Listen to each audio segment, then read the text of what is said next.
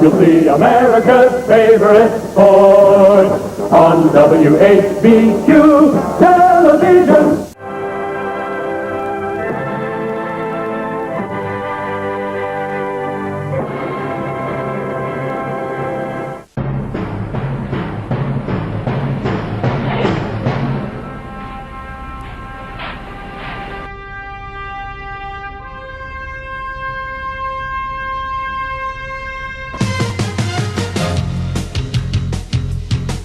Talking Memphis Wrestling with Randy Hill and special guests.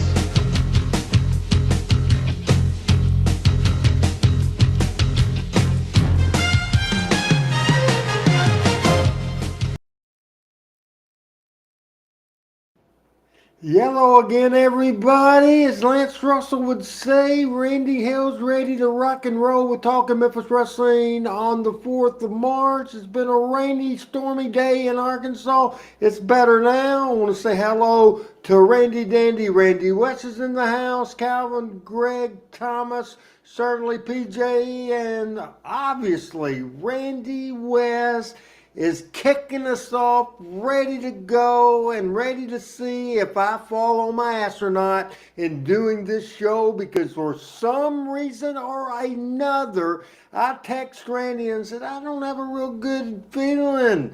I'm not confident. I'm not fired up. I'm not excited. I don't know what to do. But he said, you got it. Hey, what's going on, BC Collins? Frank Seaton in the house, and we appreciate that. And my buddy William Robinson, Dr. Rusty William Robinson, will be in the house in just a little bit. He has a new podcast that's very interesting. I love non-wrestling podcasts. His podcast is about medicine. It's about music. It's about New Orleans. And he talks some wrestling too. It's very, very interesting.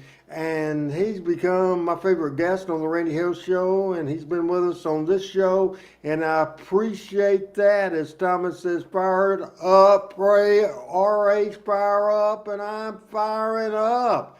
Calvin is saying something. Andrew Calvin Jr. says, good haircut. First time since October I had a haircut.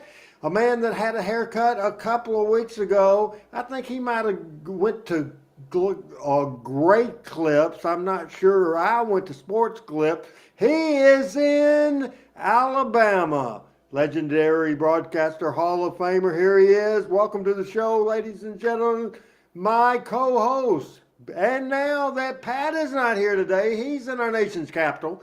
And Chris is doing family business. Here's Fun Radio's Michael St. freaking John. You know, I'm sort of getting over the bad haircut stage, but now that it's growing out, look at this. I look like some kind of peacock. NBC could rip me out for a logo or something. But anyway, so, okay, so you had a haircut, I had a haircut. So now the great thing is it gets to grow back and we get to do it again, right? Hey, mine's shorter than yours by a lot of stretch. Yeah, right? No kidding. Listen, and the wind didn't do me any favors today. I was out all day. Hi, everybody. Thank you very much for allowing me to be a part of your day, Randy. Allow me to be a part of y'all's day, folks that are tuning in. Good to have you. Dr. Robinson, I got to tell you, buddy, I've been watching NOLA.com all weekend. Started Friday. I'm a big New Orleans Mardi Gras guy. My daughter, of course, works down at Ochsner Hospital and is in medical school at LSUNO to become a anesthesiologist. And Jamie St. John, and she loves Mardi Gras. I made the mistake when she was 17. I met her. She was a senior at Notre Dame High School in Sherman Oaks. Always wanted to go to LSU. Came in for her interview Mardi Gras weekend. Okay. So I meet her in Baton Rouge, pick her up at the airport. She gives her interview, aces the interview. And after that, she says, Dad, what are we doing? I said, we're going to Mardi Gras. Well, it was her first time. She had a lot more fun than I did. But anyway, she was addicted from day one, and she lives down there. And I'm sure as the cruise rolls, she was part of some of them. And anyway, I always love going to Mardi Gras. I haven't been since the last time I went. She was a senior at LSU, so that was 04. So it's been 20 years since I've been to Mardi Gras, but it looked like everybody was having a good time. They rolled the parades early today because of the storm. Zulu started at 8 and only lasted 2 hours, and then Rex, King of Parades, followed that. But Doc, if you got any extra doubloons or beads, send them our way. Now, he will be on sometime during this show today. He is besides being into wrestling and music, he is really the blues doctor. He has put out a wonderful podcast. You can find it on YouTube. He's been with us on this show and been with me on several Randy Hales shows. You can check YouTube. It's the Blues Doctors Podcast. It is extremely fascinating. But he's born in Memphis, Tennessee. Mm-hmm. He was born in Memphis, Tennessee. He has been in New Orleans, Louisiana longer than he was in Memphis, Tennessee. And he was born in Memphis, Tennessee. But as William says right now, the weather is bad there in New Orleans right now. When he retired about a year ago, he did something for several reasons that he told me today. Main reason was that he loves the beach. He moved to your state. Alabama? Close to the Florida. Oh, he moved to L.A., Lower Alabama. He moved to Orange Beach. Yeah, cool. That's great. You know that he's the blues doctor, and one of these days maybe he and I can get into a discussion. I love, the blues run right down the Mississippi Delta. You got St. Louis blues, you got Memphis blues, you got Mississippi blues, but then you get down in the Cajun part of our world, in our great country, and those wonderful folks down there, and their blues is even more different and maybe even more soulful than any of the others. Love talking about the blues. I really enjoy. I don't know enough about it. I've just started sort of getting into it. I've always liked it, but that would be a great discussion. I love that. We got a lot to talk about tonight. The wrestling world has exploded, Randy. I mean, I thought everybody's head was going to blow up Saturday night. What about you? Yeah, me too. I'm going to milk it out a little bit because I have another question for you as we get going. Our weather has calmed down here. It is 56 degrees and mostly cloudy right now. You thought you might have to pack up and leave and go do broadcasting. How is the weather there in your part of Alabama? Well, I just talked to Way 31's Jeff Kessel, our meteorologist at Fun Radio, before we went on the air. He doesn't think it's going to get as serious as they originally thought, maybe. And it was just a low threat now. But the winds are a little bit stronger than they were expecting. So the first wave has just crossed I-65. It's in our coverage area for our 104.9 station. Adam Ward is covering that for me because he knows I've got the podcast going on. And then we're expecting that second line. You get that, Dr. Robinson? The second line coming through at about anywhere between 8:30 and 10 should it cross into our coverage area. So that might be the time. It may be later in the show. But so far, I've heard one clap of thunder. It's raining, but not bad. And my wife is keeping me abreast. Melanie said she'll be on weather patrol for me in case anything breaks. So far, so good. Let's keep our fingers crossed. All right, fingers crossed. Hey, everybody, Michael St. John, Randy Hales. We'll hear from Rusty Robinson in just a few minutes after we talk about the big major news. And I am going to have our producer, the great freaking Adam freaking by golly Dunn, switch this show over. This won't mean anything to anybody but me. From the folder of Talking Memphis Wrestling, and I want him to switch it over to the folder of Power Pro Wrestling.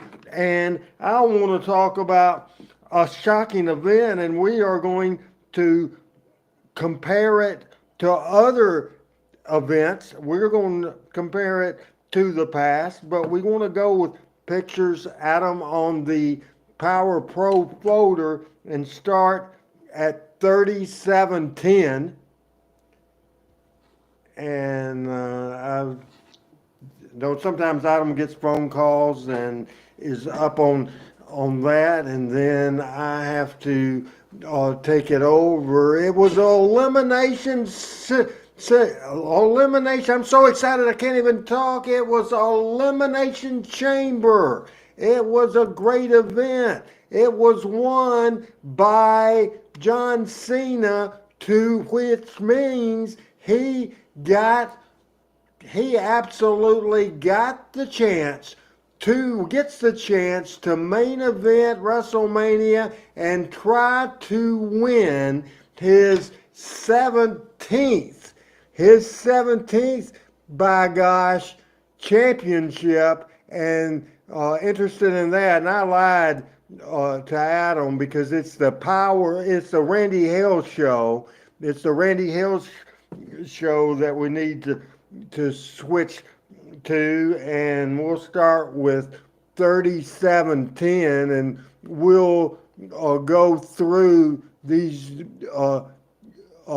different pictures, and as I do this, I want you to narrate this. Of course, this is from Elimination Chamber after John Cena won a chance to go to WrestleMania. That will be this April 29th, April 20th, April 21st. And after Cody Rhodes came out to have a one-on-one, a face-to-face with The Rock, John Cena stayed around. And you narrate these pictures as we go right now. Okay, you talking to me or to Adam? Because I didn't watch the show. No, all you have to do is narrate what you're seeing right now. Okay, John Cena setting up Cody Rhodes with a hug, and he's staring into the eyes of The Rock, who would be sitting or standing about where I'm standing. And and from here, The Rock gives him that cutthroat sign, and all hell breaks loose. And here is a picture Aftermath. of them together. Aftermath, after they beat Cody getting juice there. John, obviously, still showing the effects of all those roids he's done all those years with the veins popping out. I just read that, and in fact, I just read before we went on the air that John Cena, Cody Rhodes has a busted eardrum, and is it a bruise or something on his face?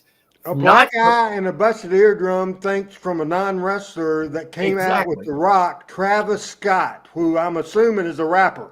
Yes, he is, and not a very good one in my opinion, but and obviously not a very good wrestler because he doesn't know how to throw punches, and he was taking some shots at Cena. I thought, and I saw a little bit of the replay on this, the highlights on Twitter.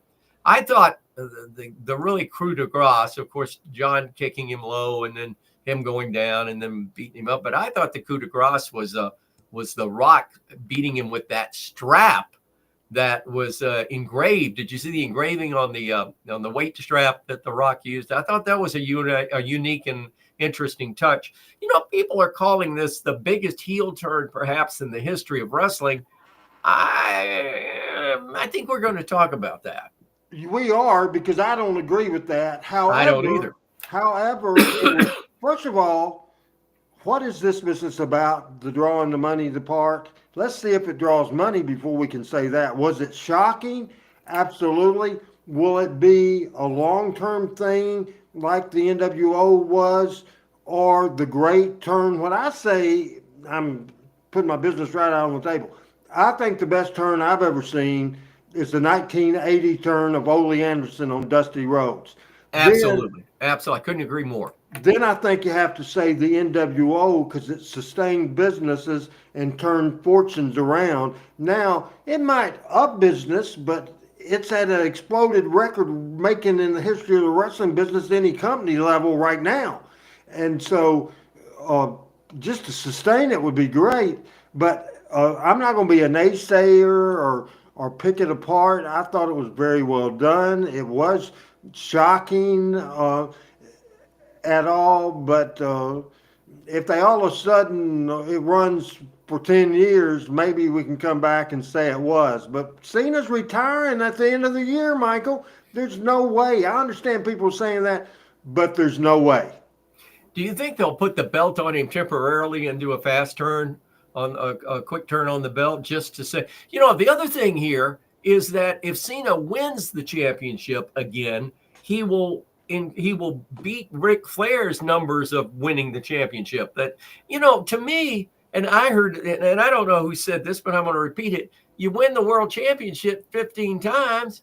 Well, hell, that means you lost it 14 times. So to me, winning a championship over and over and over again doesn't make you the greatest of all time. To me, and I'm an old geezer, but to me, somebody like Lou Thesz, who held the world championship from 1953 until he retired in 65, losing one time to Buddy Rogers, and then that ended up being a schmoz where that was the break off for the WWF and taking Buddy Rogers as their champion, and then the NWA keeping or restoring the championship to Lou Thesz. To me, that's the greatest sign of a heavyweight champion, is its longevity and the fact you don't lose it over and win it back and lose it and win it back. To me, that's not the mark of a champion. And that's just a bigger story. I think if you just look at the WWF, which later it was be called the WWF and the WWE and all that, but it comes from the roots from Capital Wrestling Corporation and the WWF. Bruno Sammartino won that championship and held it for 8 years. 8 years, lost to Ivan Koloff and Putski. Ivan Putski. Ivan Putski, you're absolutely. No, he lost to Ivan Koloff. Huh? I thought he lost to Putski. No, it was Koloff. It was Koloff. Okay, sorry about that. And he was a 1 week wonder, and it went to Pedro Morales at that time, and then he won it and won it back again because business went down, came back out. Then he lost it to superstar Billy Graham. Then it went to Bob Backlund, and then it went to the Iron Sheik, and then it went to Hulk Hogan. Hey, Richard Hood, what is going on? Randy, one of the things, and I was going to ask you this when we talked this afternoon, I got to talking about what, you said that we were going to talk about this. My question to you as a promoter, is this a situation where they're doing something in desperation because the Netflix numbers internationally are there? In the United States, they've gone to hell in a handbasket. Numbers are down for them, especially with the Monday Night Raw show. They've got the NBC show. They've got the thing on Fox, or actually USA Network now. And is this one of those things is this a knee-jerk reaction, or you think this is something that's been in the planning? And the other thing I have is Rock adding to the dimension of the WWE, or is he interfering and taking away from the cohesiveness of the way the WWE built stars, built programs, built storylines, now that he's technically in charge of everything? A member of the board or chairman of the board or whatever he is. I don't know the answer to that question. I'm not there, obviously. I can see, first of all, this happened last year. Plans were scrapped, and they were going to go with Hogan going with Rock and Roman as the main event, and the people went on strike. They protested, so went with Cody Rhodes. They're in just a wonderful thing. And here's the conflict I have. You have one of the most, if not the most well-known celebrity in the world right now, The Rock, coming in. You think, how can that not be anything but great? But at the same time, they're in such a good spot. They are in a fantastic spot. So with involvement there, as far as Cena, I would imagine, because how many wrestlers have said to Michael St. John personally, it's a lot more fun to be a heel. How many times have you heard that? Oh my gosh. I think all my announcing career, just about everybody that ever turned heel said it's a lot more fun to be a heel. And the heels, what's the saying that Jerry Jarrett used to say about the heels draw money and the baby faces draw something about, I can't remember the exact quote, But I think that's definitely the case. Cena is the thing I don't get about The Rock, and I do get against it, but the thing about The Rock, I sometimes find him as a distraction because people, the fans, they love him because he's probably the biggest movie star in the world. But at the same time, when he goes heel, yeah, they'll heel up on him for when he's doing the heel gimmick. But as he comes back off, he's back to being Rock the babyface. So he's on. It's almost like a distraction heel.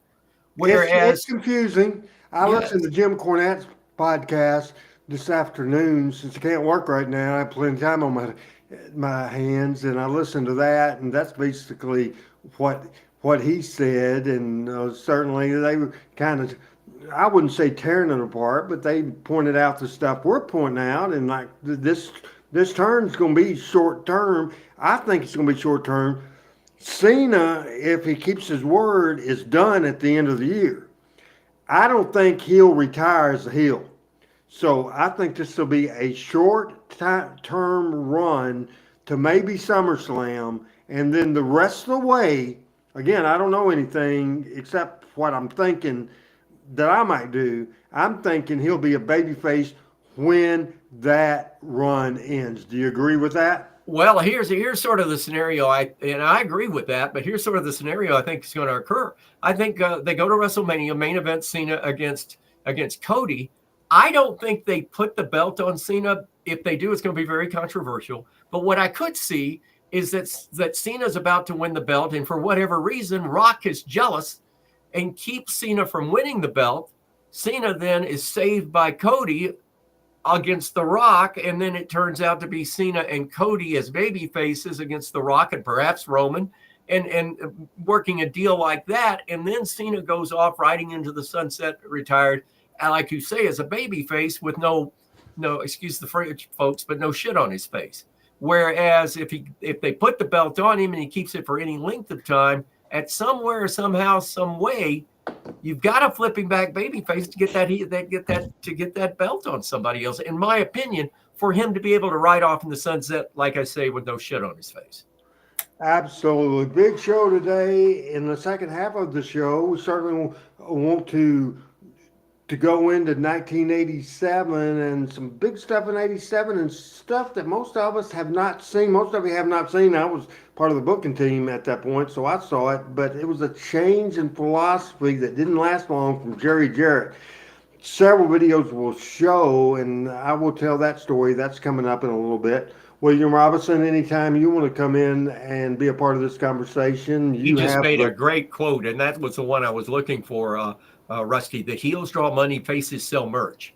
That's the quote I was looking for. And also Alexander Arth says that he thinks Cena will win the title and drop it to SummerSlam to a new face. I could see that. Is CM Punk there? I mean, who's the next face? John Young asking, he's in Hendersonville, Tennessee, and that's the town me and Michael both know about. We both live there. Do I see Austin showing up and helping Cody? Not particularly, but there's histories with Rock and Austin, and so I wouldn't rule it out. Just Austin has, when he did the WrestleMania appearance in Texas, they want him every year, and it seems like he just don't.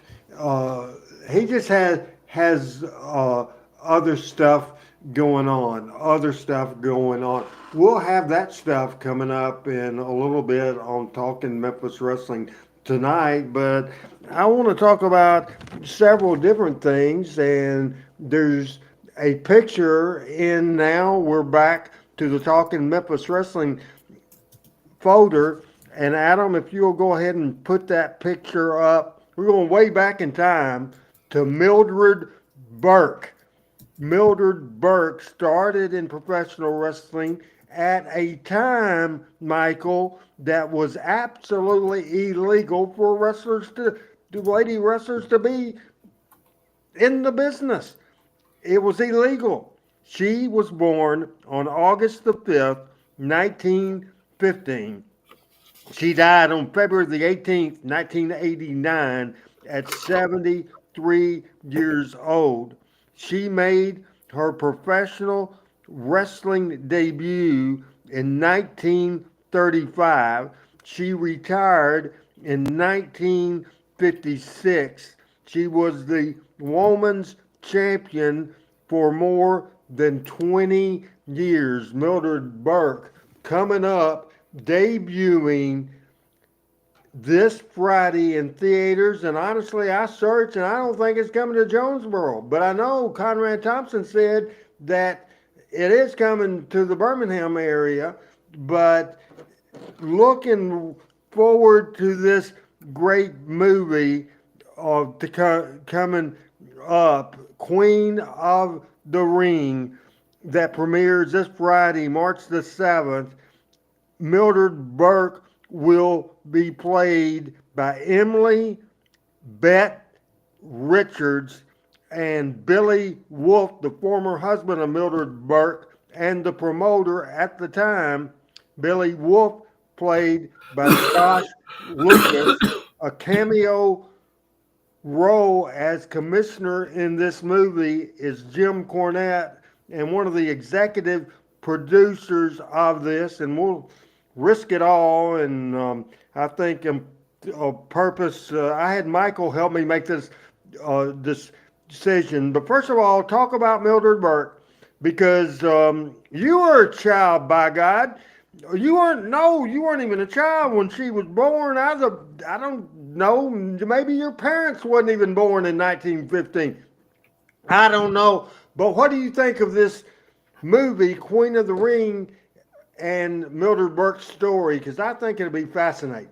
I do too, and of course, she was sort of the trailblazer, because, like you said, in most states and in most countries, women wrestlers were not allowed and were outlawed and frowned upon. But Mildred Burke, I remember. In fact, I've got a tape of it somewhere on video on VCR. I remember watching black and white television in like 1958, 9, somewhere in there, with my Uncle John, who was my wrestling hero, and got me started on liking the wrestling business. And watching Mildred Burke in a black and white match out of Chicago.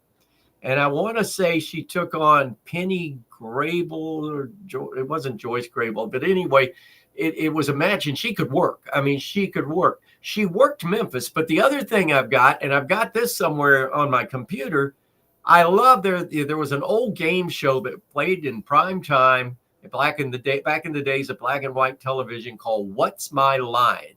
And What's My Line had a panelist of four panels. Dorothy Kilgallen was on there. Gary Moore, I think, was the host. John Charles Daly was the host. And the panel, Bennett Cerf, who was a writer in New York, they were on the panel, and they would try to guess what their guest was. And she signed in as Mildred Burke and signed the blackboard and sat down. And John Charles Daly said, Mildred Burke is in a unique form of work, and we'll start with Gary Moore, John Charles, or Bennett Cerf, or whoever. And they ask a question, boom, boom, boom, boom, boom, boom, boom. And they finally ran out of time, and none of the panelists could get. They were getting hot. They were getting warm. They couldn't get. And then he flipped over all the cards, which I think she won $100 or something. And he said, Mildred Burke is the Women's World Wrestling Champion. And the crowd applauded and everything. But, that was on national television in black and white TV, on probably one of that, and To Tell the Truth, were probably two of the biggest game shows of the time.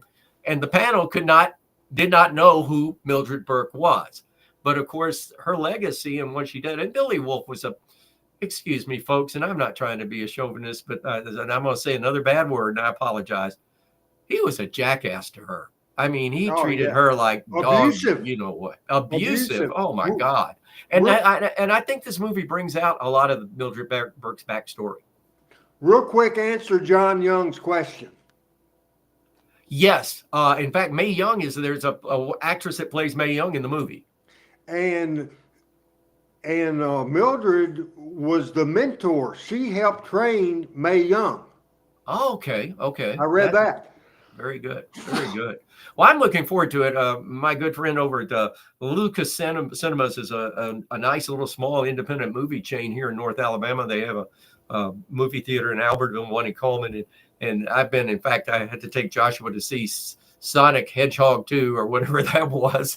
And actually just watching him enjoy the movie was enjoyable to me. But I'm looking forward Friday night. Richard has gotten me a couple of tickets. It debuts Friday here, and Mel and I are going to go see it. But I'm really looking forward to it. Of all the wrestling movies made, I got a feeling that this one may be just a little bit more. It's an independent film, but I think it's going to be a little bit more to the accuracy than a lot of these are. Members of Team Hales and, of course, the producer, everybody involved, the co-host, everybody knows I'm real sensitive about copyright infringements because sometimes we play a few seconds of a clip that has music on it and we get pinged. I don't want to risk ourselves and getting kicked off YouTube or Facebook, and then we won't have a show. And so I'm real sensitive about that. I called Michael St. John up today, and Michael, what did I get input from you about, and what's your explanation why we are going to show what we're going to show? Well, we're going to show the trailer to the movie. And from the music side of thing, and being that we are, licensed by several of the royalty companies who have their hands on radio's pocketbook from day one, and of course in collusion with the rest of the royalty people, but not being political, but a trailer promotes, it would be like me playing 10 seconds out of a song to promote the fact that song's going to come up on the radio in a few minutes. And there's not any licensing per se that we have to worry about on the trailer because it's there to promote the actual event. Now, if we were showing just clips from the movie or the whole movie or something like that, there you go, you get a problem. But this is really a promotional instrument.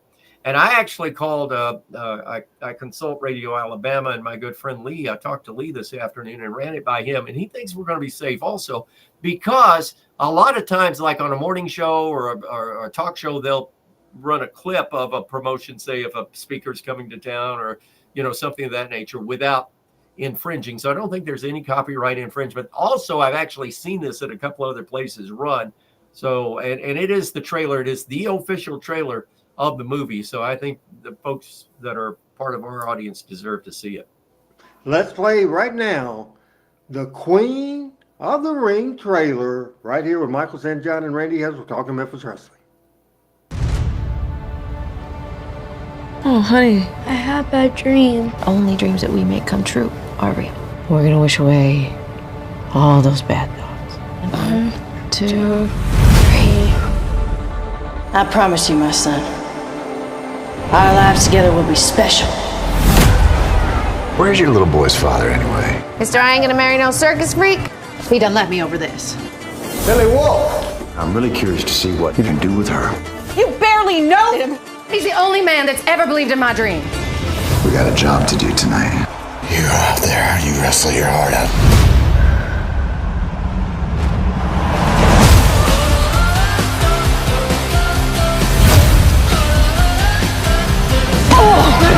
Maybe we can headline arenas. I know that we can. I want to talk to you about putting 2 of my girls on your card. My main event is heavyweights and then main.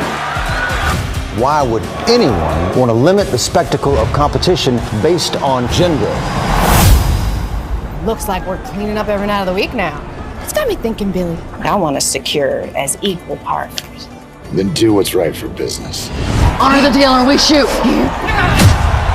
You will do what I say, or you will find yourself cleaning toilets in some arena after my show comes through. Ma, all the tickets you 2 ever sold had your name on them, not his.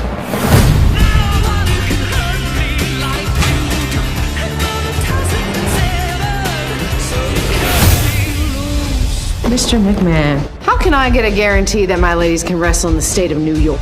Let's show them how we do it in the South.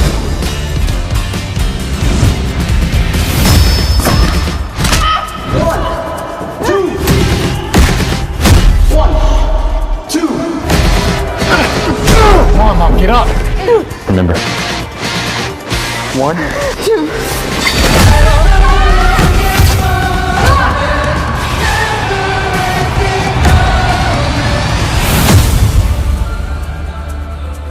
I'm actually the highest paid female athlete. In Washington? In history.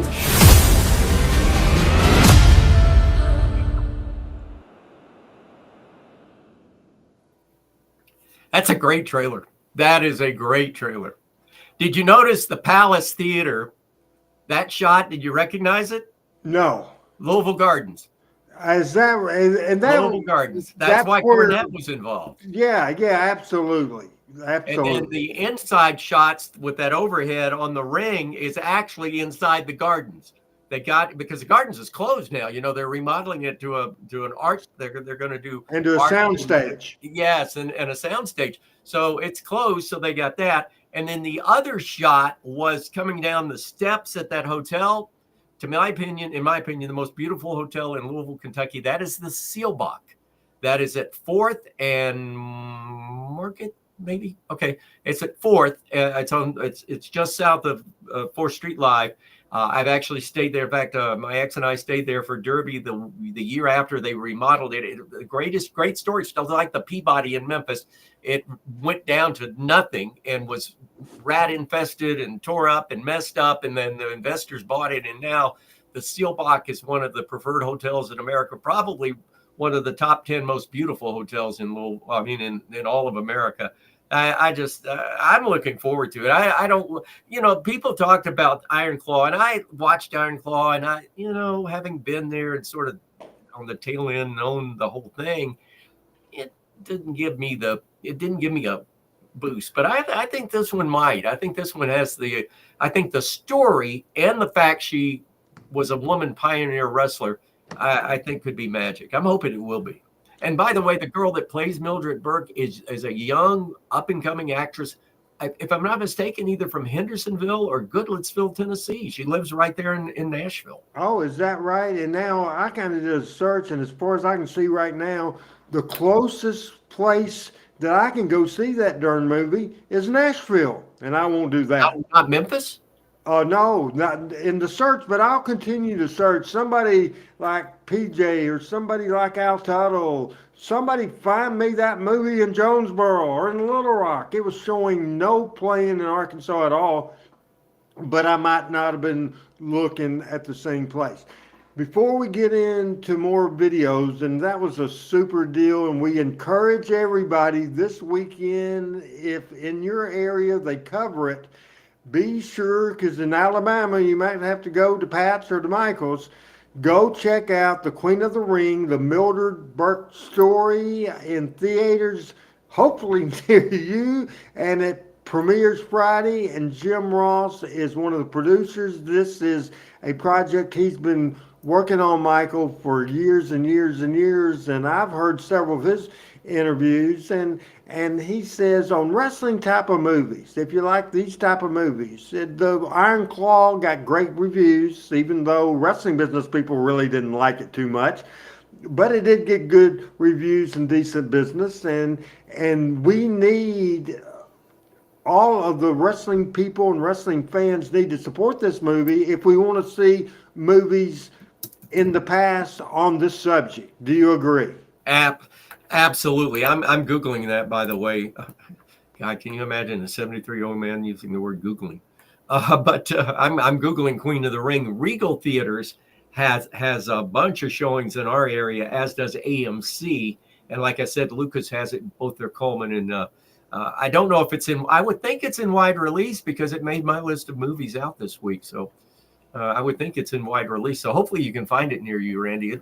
I got a feeling it's going to be something that it's going to be a great highlight, and we'll talk about it again, or it's going to be a dud, and we're going to say, why did we give so much time to it? Talking Memphis wrestling, Pat Trammell, Michael St. John is in our nation's capital. Chris Ellis, assistant superintendent outside school, he's doing son duty. His aunt had a major fall, and so he's taking his mother to see the aunt. So he's doing son duty. And Adam says it looks like they may stream it on Apple TV. And I don't have Apple TV. I did years ago, But that's right. It might be available somewhere. So streaming wise, that's a real good idea because they do that with everything. So that's a I agree. possibility. Then you don't have to leave your home and you can pause it when you have to go to the restroom or go make some more popcorn. All right, that's a possibility for sure. Now, I want to drift back before we get into 87, Michael. I want to drift back and talk a little bit about Elimination Chamber and talk about when wrestling goes too far over the line.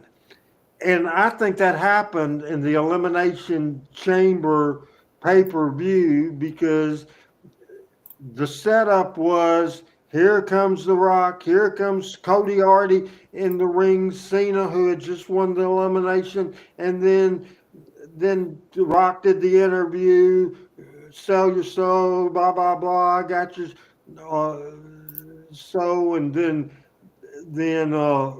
Cody said, "My soul has already been sold. It was sold in this ring right here, and it was sold to all these great fans in the WWE universe." And as far as the answer to your question, he actually said the word, and because I was watching today, I'm not going to say it today, but he said the full four letters.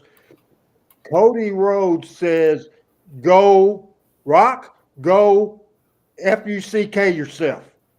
Right there, and he did not say the letters. He said the word. Michael, in our business, in any business, in the television business, when is it that you cross a line and it's too much? Second question is, was that even necessary? Because the main thing, what was the main thing of that whole segment? The main thing was, I'll answer the question, heel, Cena turning heel for the first time. That's the main thing. So by the time that happened, the people had already forgot that Cody had said the F word. So in that, I'm rambling on. I'm giving my opinion after asking for you because it really, I think it was wasted. I think it was unneeded. I think it's bad. Michael St. John. Well, I'm one with broadcasters, and I've had a few that have let it slip. We don't do that. I mean, a damn or a hell every now and then, just because it comes up in language, maybe in a scenario where it's being used by somebody else that we're repeating or quoting. I don't go for that. I never have. I never will. Never would. My good friend Glenn Beck, who worked for me in Phoenix for a couple of years, Stephen DC, Coyote McLeod, Tom Dooley, Ron Jordan. I can go down the list of great talents that I've had the pleasure to be a part of their broadcast career. They didn't do it either. And if you think about it, Howard Stern was a shock jock, but now what is shock? It's like in the wrestling business. People have seen it all. I said years ago, I think on one of the first shows we did, Randy, I said wrestling has gone so far off the deep end that nothing they do can shock people anymore other than taking a gun to the ring and shooting somebody. I mean, that's the next fiasco, which is stupid, and God forbid it ever happens, and I hope it doesn't to anybody. But, to me, it's not necessary. Now, I have a nephew, my sister's grandson, great nephew, and he's very bright. Thank God he got his daddy's brain and his Uncle Mikey's brain. But anyway, he used the word the other day in front, and he's 16. He used the word in front of my sister, and my sister had a come apart, and he turned to her and he says, "Mimi," he says, "that word stands. It's an acronym." And my sister looked at him. He says, "Back in English history, it stood for fornication under permission of the king." Now, I have heard that before, but it's been a long time ago. But I honestly think that is where it is an acronym, and that's where it came from. But because back in the Dark Ages, Middle Ages, whatever ages it was, there was a the king would not allow. There was a ban because of population control, early birth control, I guess you might say, and that it's fornication under proclamation of the king, not permission. Fornication under proclamation of the king, and so then it's an acronym, and it became slang, and slang, of course, made it a rude word. To get your point across, Randy, I couldn't agree more. It's not necessary.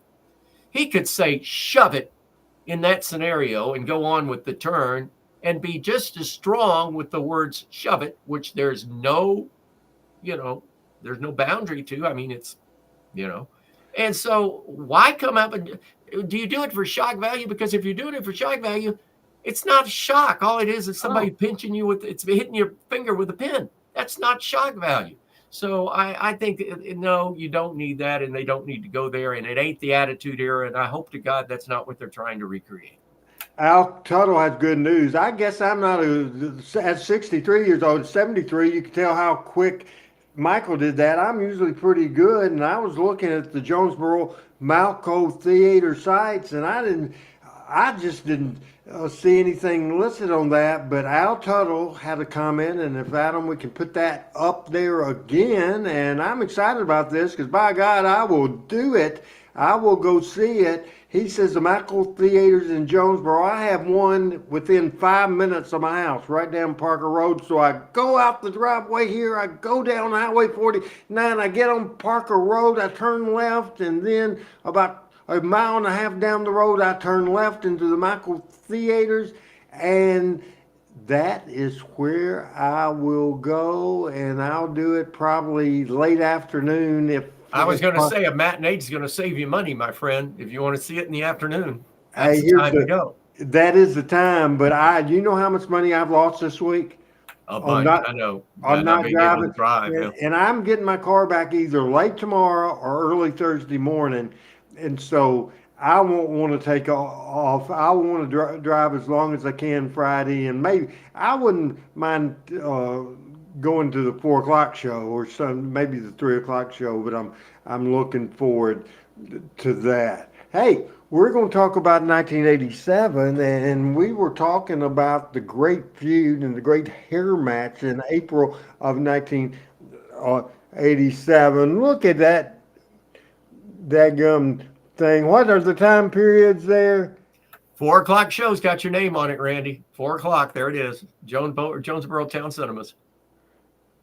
All right. At 4 o'clock. Is that the right one? Is that the one on Parker Road? Because there's two here. I don't know which one's called what. One's on the highway, and I guess that's it. 4 o'clock in the afternoon. So I will certainly, and there's some in Memphis too, so that's exciting news. We'll go to video right now. The great hair match that Tommy Rich came from the cage. We showed that last week or the week before. Today we're going to hear from the celebration from Tommy Rich, from Austin Idol, and from Paul E. Dangerously after this event in April of 1987 on Talk of Memphis Wrestling. Well, a jobber reporting calls for us to come to the dressing room of Austin Idol and Tommy Rich. Yeah, well, officially in the history-making match tonight, Jerry the King Lawler lost his hair to Austin Idol. It should read to Austin Idol and Tommy Rich. Yeah, how do I like it? You ask it. I want to tell you what I think. I've seen a lot of wrestling. I've seen a lot of things done. That's the lowest thing I've ever seen done in my life. This guy, you've been planning this. You took care of everything. How did you end up getting in the ring? Yeah. What were you doing inside that cage? You know, Let's Russell, excuse us. Yeah. You come in to talk, but we don't need you in here. You know, I told you, Jerry Lawler, it was going to get intense. Real intense. I'm hungry, boy. Paul Lee, businessman. Look at that hair. But what we're talking about, Jerry Lawler, everything was your way. Austin Idol returned all the money to the building, put his hair on the line. But the one thing you overlooked, you put a big 16, 20-foot cage, but you forgot to look under the ring. Or you forgot to look when Pat Tanaka got out of the cage. They don't know where I came from. Intense, Lawler. Now you're ashamed to show your face. He don't even show his face around me. What is that? Don't they realize something, TR? Don't they realize, Paulie, that I was born in Las Vegas, Nevada, Jack. I grew up not on a baby bottle. I grew up spinning the roulette wheel. I grew up playing 5-card stud. I grew up pulling slot handles. I'm a gambler from the day I was born, and I'll gamble to the day I die. And Lawler, when I put my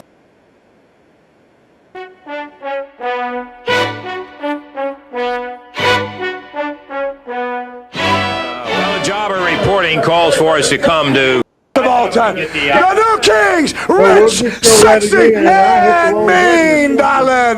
King of the fools, Jerry Lawler, the people of Memphis, and you too, Lance Russell. Okay. Yeah. Let me tell you had the ace up your sleeve. You didn't do it fair. That's all. Okay, let's finish it, Ray. That's enough.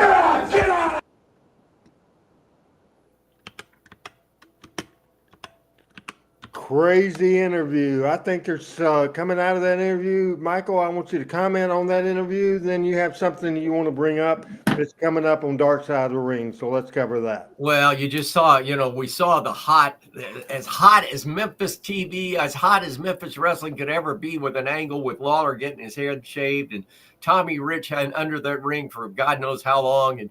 And I mean that, and back then that was a shocker. I mean, that to me, that's shock value right there. Nothing today holds a candle to it. And I think the idea of going immediately live to the locker room of the perpetrators, and they're celebrating, they're having a great time, and yada yada, just builds that. Oh, that builds that nastiness. That builds that the fans watching that going, oh, son of a gun.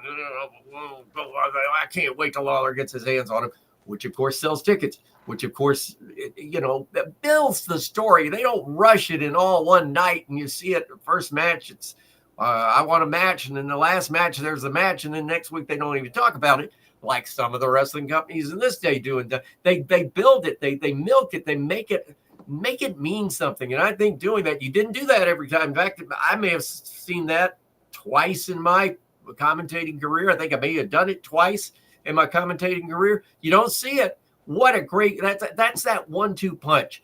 People see what they just saw and they can't believe it. And then they go to the dressing room and these guys are celebrating and they're like, "What? Take it!" That makes them madder. That builds the heat. How many times was that done in Memphis? Maybe 2, maybe 3. That's it. And again, it's just like putting icing on the turn cake. Okay, Michael, before we get back in the video, you wanted to plug something coming up. Well, just real quick, I got an email. Actually, I got it Friday from the Vice Network about the upcoming season. I think it's the end of the month of March. It starts every week. They go back to, I think this is the 5th or 6th season, or however many it said in the press release of Dark Side of the Ring. And the thing that sixth season. Well, the thing that really sort of caught my attention first and foremost, because we've been talking about it for the last few weeks, they're doing one on Hot Stuff Eddie Gilbert. And I think, and they said that Tommy's in it. One of his biggest fans is in it. I think Rick Morton is in it. The little snapshot they gave of it was very, it was enticing. And the two that I saw that I guarantee you I'll watch first run is Hot Stuff Eddie Gilbert. And of course, they're doing one this year on the Sheik, which I think's got to be good. But other than that, some of them are, okay. But I'm telling you, the one on Hot Stuff, especially on the heels of what we have been doing, I'm really looking forward to see how the treatment they give it. William Robinson asks, wasn't that the first time Lawler had his head shaved? And it was the first and only time Jerry Lawler ever lost a hair match. And that took place in April the 27th of 1987. Now, during that time period, we did that. We were continuing the deal. I have a story that's I probably hadn't told before. But at this time, we did big business, and Jerry Jarrett went to Florida. So he was off, and so it was me as the lead, me and Jeff Jarrett laying out the TVs and booking the cards, where Jerry Jarrett was in Florida, and Randy West would come to the office every day, and Randy West suggested an idea for a match, and it was a match that did take place, and I'm trying to find the date here, on June the 15th. So the hair match was April the 27th, 1987. The match that Randy had the idea of. He had the idea, and then I had to pay. Then it was my job to pitch it to the talent and convince the talent to do the damn thing. So that was the hardest job of them all. But it was Night of the Skywalkers, a scaffold match on June the 15th, 1987. Drew almost 7,000 people. It was a Randy West idea, and it was Austin Idol and Tommy Rich against Jerry Lawler and Bill Dundee.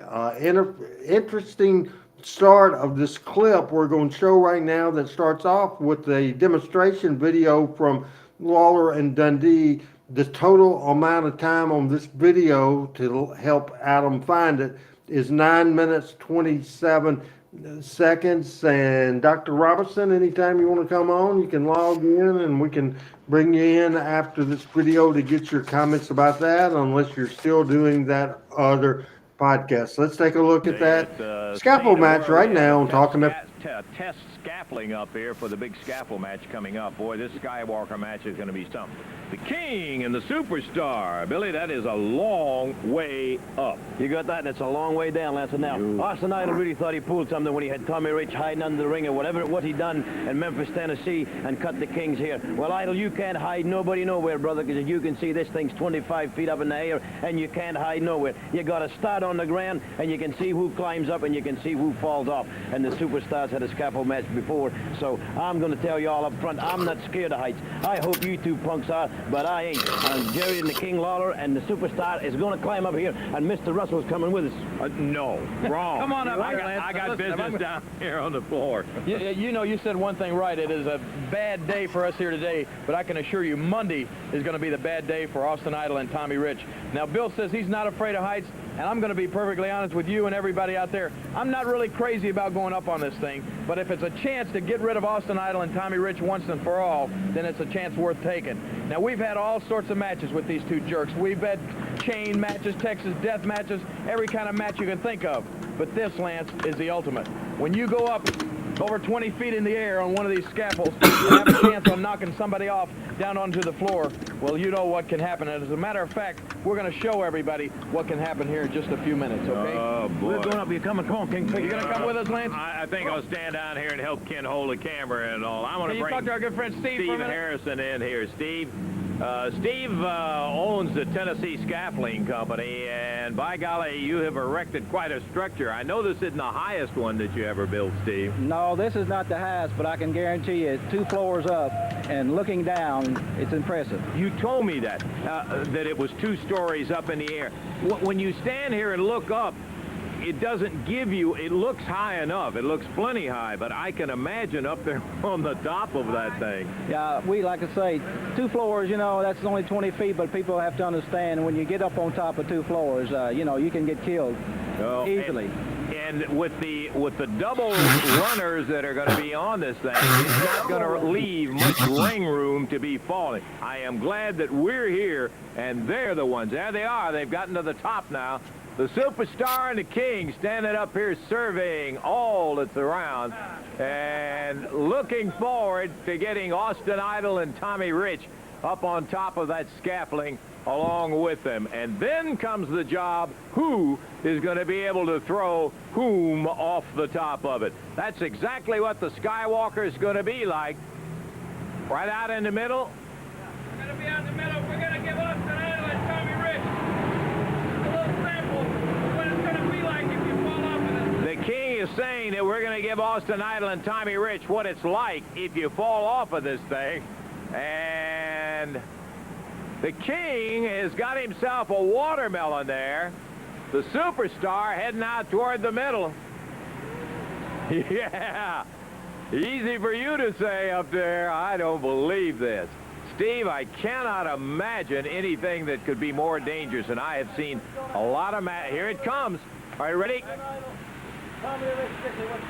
Here we go. Dundee with a watermelon. It hits. Oh, good night.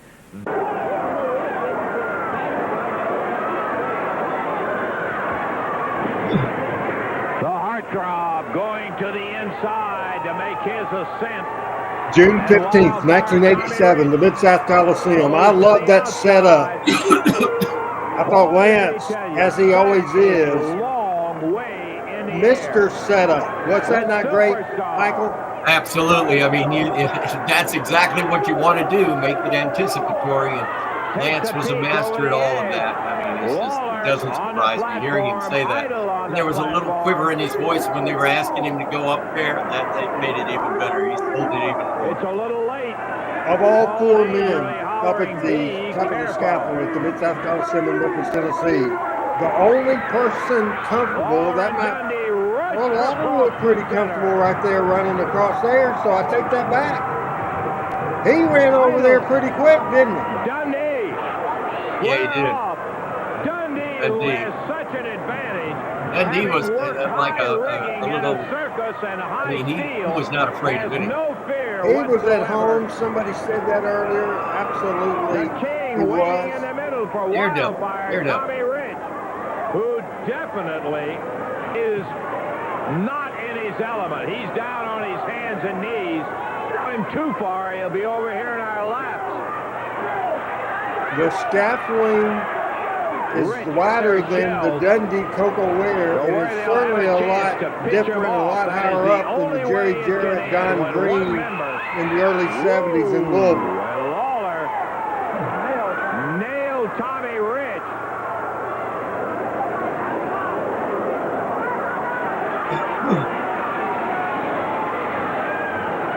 Randy, how wide was the platform that he ran? I see it covered it. Boy, you have got to have nerves of steel to looks work maybe up around there like 8 that, feet or, knowing probably 6 that feet. some Like 235-pounder could bust you right in the chops and send you on your way down.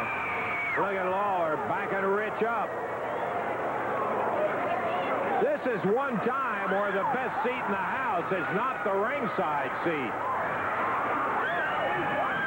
Dundee with Idol and Rich, and Lawler comes around behind. A lot of times, scaffold matches are boring. This isn't boring, Michael. No, it's not. And notice we're doing the wrestling in the platform area. Out to the center. Bounces his head off that. John, no, I did not climb it. Absolutely. Randy, was the ring reinforced for this fall? Was there extra padding or a fall cushion like in the movies? No, not at all. So it was just a regular built ring, and when they came down on it, they came down. When I pitched the idea, I blamed Randy West because it was his idea. Not really, I didn't. But, you know, Dundee said yes right away. Lawler's pretty quick. Tommy Rich was pretty quick. Idol was a negotiation, and I believe it cost us more money. Would that surprise you, Michael? No, it wouldn't. But again, Austin Idol, if you think about what he had been through with the plane crash and the car wreck, broken leg, and all that stuff, and I could see where he'd be a little hesitant. But this was after Tommy's run in Georgia Championship Wrestling, right? Oh, yeah. This was 1987. As Thomas says, this appeared to be a double scaffold since it was a tag match, which was a smart idea. That gave them more ability for 4 guys to move, and that's true for sure. I wonder if our buddy Bo James or if our buddy Pat Rose has ever been in anything like this. That was good. That was good. If Pat or Bo is watching, they can certainly tell us. I hadn't been paying attention, as you can tell. The house was about 7,000 people. It does look good, and there's Dundee. I missed the finish. Billy knocked down by Idol. Did you, Michael? No, he came off. He was holding on, and then he dropped off. And Dundee comes out Austin Idol to help his partner out. Pulls Jerry back up. As Rich goes flying across on his hands and knees, Billy comes after him. I love that. Dundee kicks Rich in the ribs. Now in the head. Here's your finish right here. Hanging from the scaffolding. Actually, it's Tommy that fell. He wanted and was trying to climb out of there. And Dundee caught him. And there goes Rich. That's going to be it. Sort of a jump rather than a fall. Yeah, that was anticlimactic, don't you think? I agree. It wasn't somebody being tossed from the top.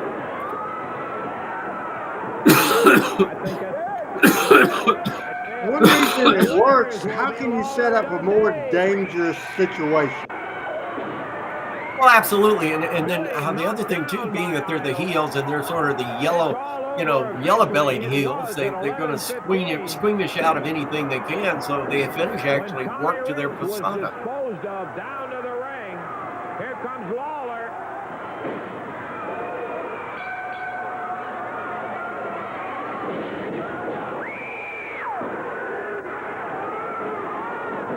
Lawler slams the injured wrist of Rich onto the turnbuckle, and now About 45 seconds left in the video.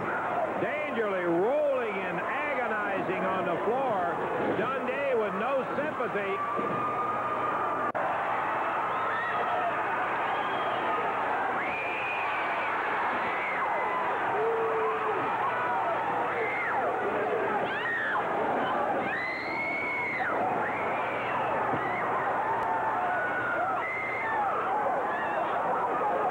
They're getting ready to post. I'm going to post Paulie. See, follow up on story, because that happened to Lawler twice. Boom. And he sells it great as well. That was good. A fantastic, fantastic deal. What did you think? I think that was good. I think that's a great payoff to that whole deal. That was great. And then getting even with Dangerously, as he was known then, Dangerly, was even better.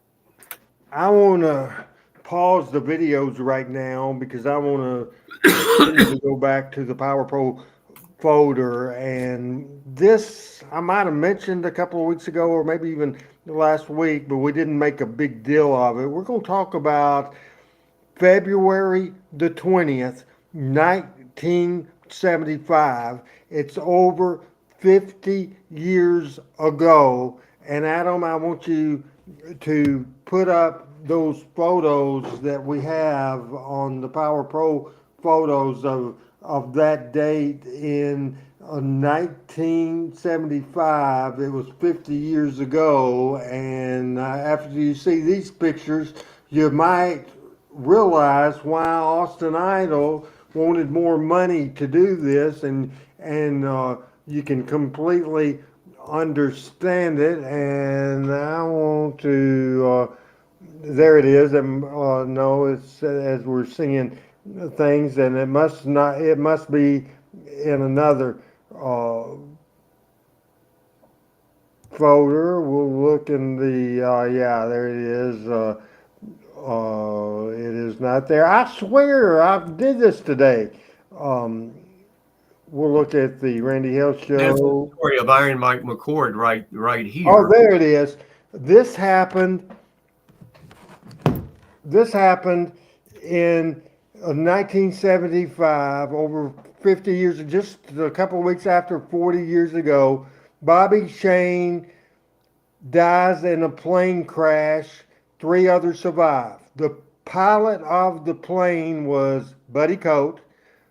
The other person in the wreck was Playboy Gary Hart. And the other one, Iron Mike McCord, who ended up, after he recuperated, as the Universal Heartthrob Austin Idol. You see a picture of the pilot, Buddy Coate, and I don't think he ever wrestled again.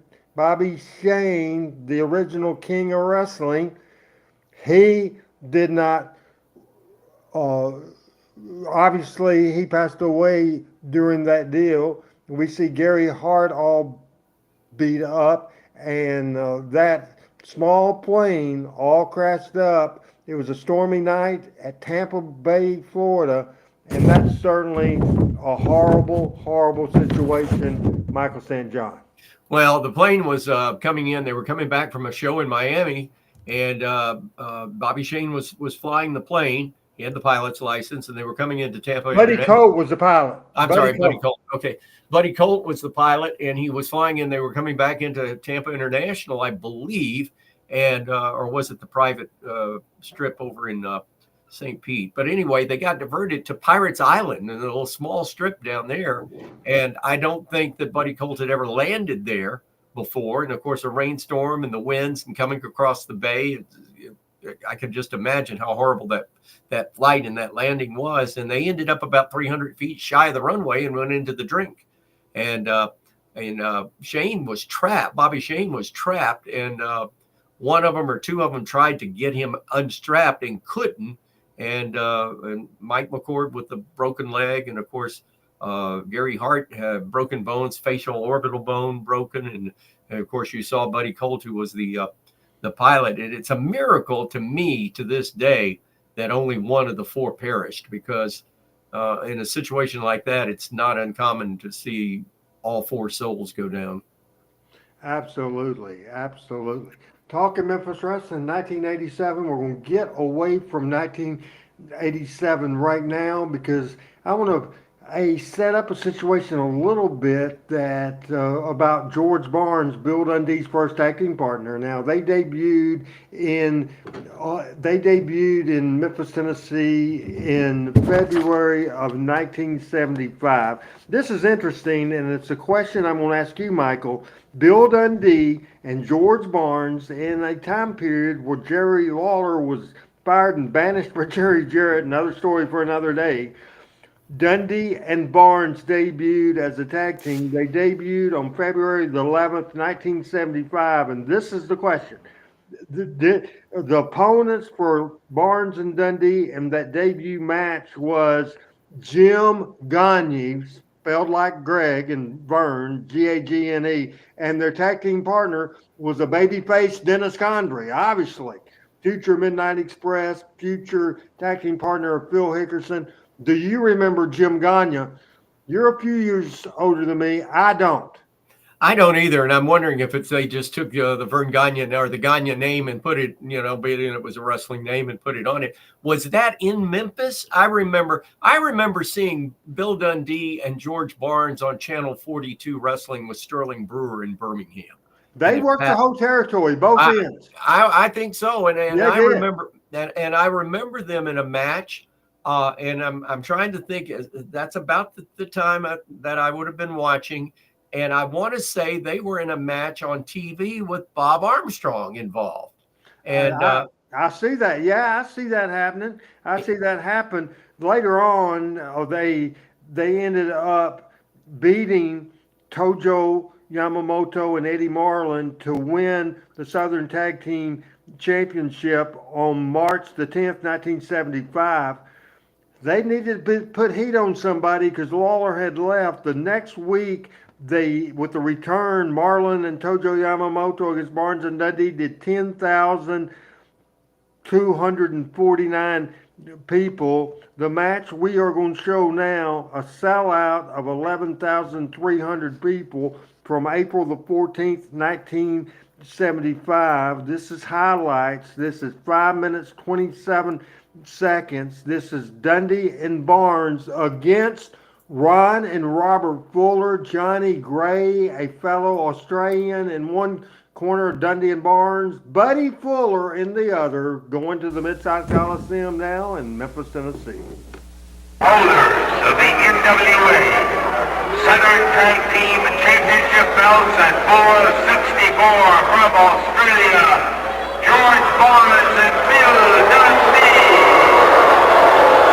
In their corner, also from Australia, John Gray.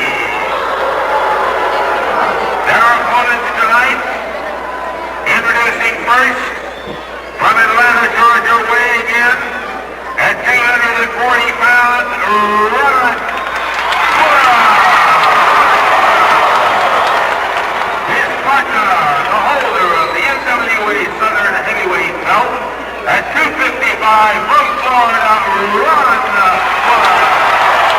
And in their corner, representing them in the corner is...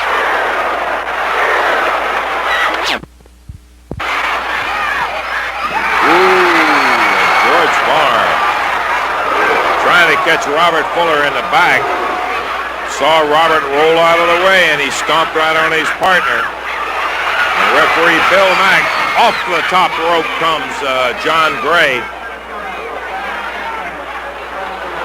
John Gray at the 5-minute mark comes off the top rope and lands right astride Robert Fuller, and he's in trouble now.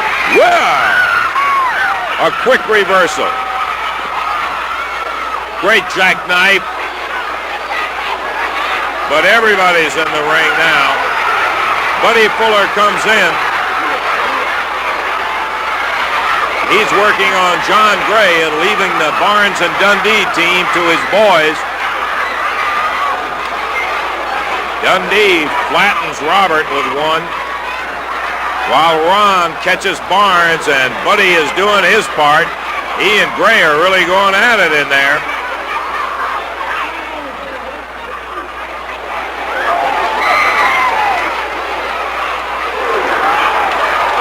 Buddy holds on to John Gray while Ron comes over, and George Barnes attacks him from behind. Buddy, a wicked right, puts George on the floor, and now Buddy goes after Bill Dundee. Referee is going to have to stop this one.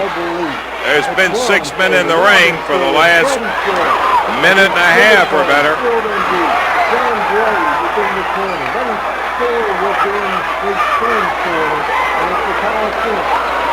It may not all be legal, but the crowd is really getting a kick out of it. The Fullers, Buddy tangling with John Gray, Robert with George Barnes, and Ron over on Bill Dundee.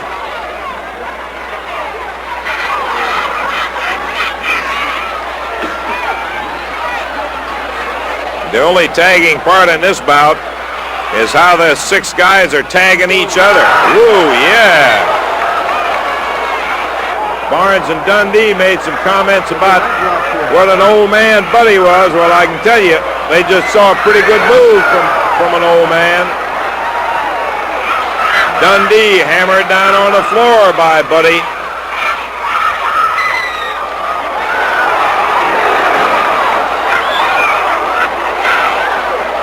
Gray looks like his head is messed up pretty good. And here comes Dundee. Bill Mack counts 1, 2, 3. He did.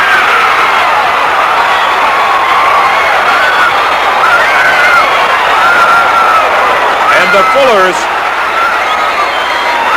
all 3 of them come out victorious. And there are a couple of happy boys and one happy father. The first time that we have seen George Barnes and Bill Dundee lose any kind of a match in here. Dundee storms over to the edge of the ring. George Barnes still on his knees. And John Gray with his face crimson. And the Australians did not fare too well. And the catch-as-catch-can freestyle wrestling that the Fullers laid on them tonight. The official decision in 10 minutes and 15 seconds to Ron and Robert Fuller with a great assist from the father. They defeat Barnes and Dundee, and George Barnes is having a fit in the center of that ring.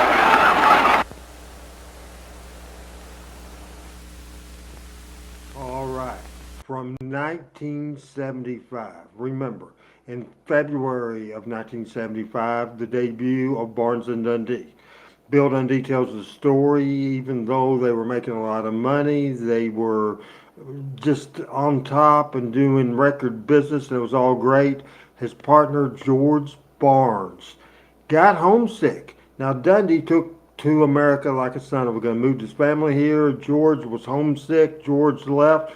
So it was about 3 or 4 months that Dundee was just on the card. He teamed with Chris Colt. He did other stuff. Finally, they switched team babyface. Years later, remember, it was 1975 that George Barnes left to go back to Australia.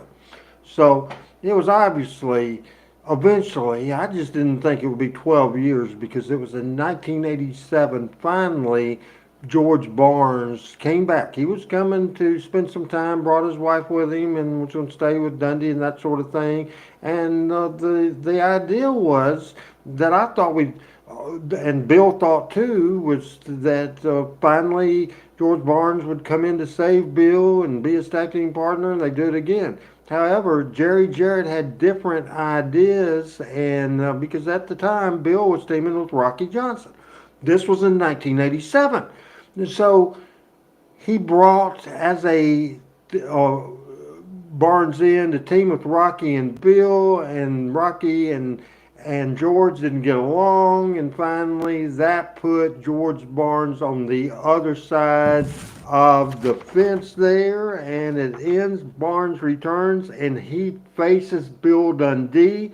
This is a 9 minutes and 55-second video on Talking Memphis Wrestling, Barnes and Dundee. What about this situation with George Barnes? How do you feel about George? Lancer, I don't know. I think the word you may say is dumbfounded. I'd have bet everything I own that George Barnes, it didn't matter how the match went or what happened, that George Barnes wouldn't have got mad at me. When he took the first poke at me, I mean, that's just George. I mean, I've known him all my life, and that's how he is. If he can't express himself by talking to you, he'll punch you on the nose, and that's exactly how he was. But what he did at the very end of it, I mean, I told you from the start I was going to do this thing right down the middle. I was going to do a great job, I think. Well, thank you, Lance. And I did everything the way I thought it was. They both picked the chair up. I tried to stop him from hitting him with a chair. I did it all down the thing. He threw him over the top rope. I'm the referee. That's what I'm supposed to do. If I hadn't disqualified him, the match would go out of hand, right? So I figured I'm ringing the bell right now. Maybe they'll both be off. Well, you saw what happened. I thought I did it right. I went over to George. You threw him over the top rope, and that's the rules in America. You're disqualified. I went back to raise Rocky's hand. The next thing I knew, the lights went out and he was jumping all over me. So I guess the word is dumbfounded. I really don't know. And, I give it a lot of thought, and I ain't seen him talk to him in a week. I don't know how he feels. I just know how I feel. Deep down, it hurts, and that's all I can say. Billy, I know you got a match coming up over the phone. Good luck to you in that. And Bill Dundee heading to the ring right now, Jack. All right, Liz, here he comes. Superstar in the ring, awaiting him. The Clone and Downtown Bruno. And there's Bill over there hugging some of the girls, and every wrestler likes to do that. And this ought to be something to see. Thing I've watched Dundee wrestle for years. Everybody he wrestles is bigger than he is, but Dundee doesn't worry about that at all. He makes up for it in technique, speed, and Lance sometimes I think just plain downright We had more stuff from Big Jackie coming up as well. And Rusty, no wonder you didn't remember this. You were in New Orleans in '87, and this was '87.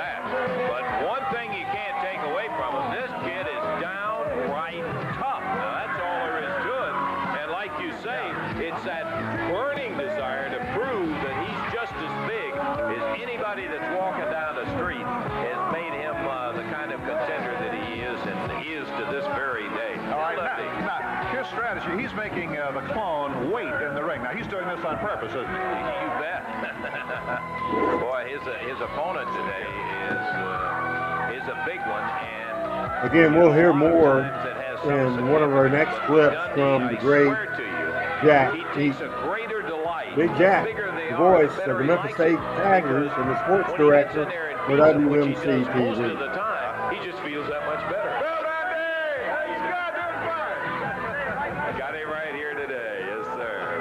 That got in a little bit late.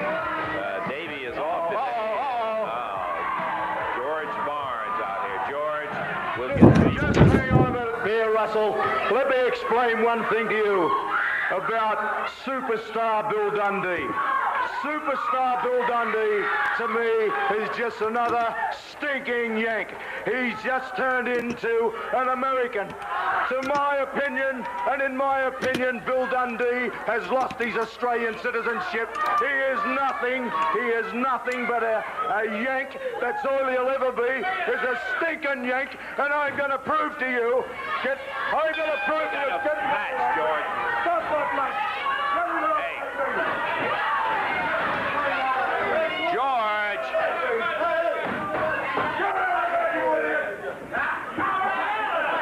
Come on, George.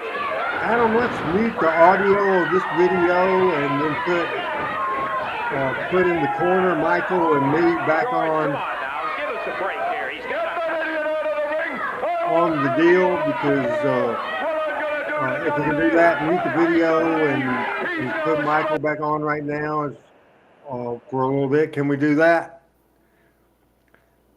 As we are cutting away from this match, George Barnes and Bill Dundee doing his job that pays the bills from Fun Radio in Alabama. Michael, I think you're going to have to cut out of here real quick. Unfortunately, I just got a report on my phone while that video was running, and I was really wanting to see that Dundee match with George, but and listening to Lance and talking on my phone and listening to Lance in the background, he was really doing the baseball play-by-play to that. I loved it. I've got my tie line already connected to 104.9 indicator. We just had a report from our meteorologist with Channel 31 that the weather is entering our area for 104.9. Western Morgan County reporting 65-mile-an-hour winds. And there's not a tornado alert or anything like that going on right now, but there's wind damage expected from the 65-mile-an-hour winds. And we've already had one band of rain move through quickly right before I came on the air.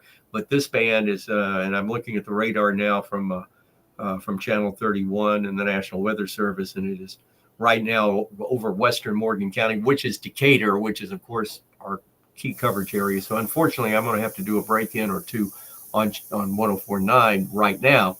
And if you would, I hate to take leave of this because I'm really enjoying this, but thank you for the opportunity. You got some good stuff here. Maybe we can recap a little of it next week. We sure can. Thank you, Michael. Go be Dave Brown.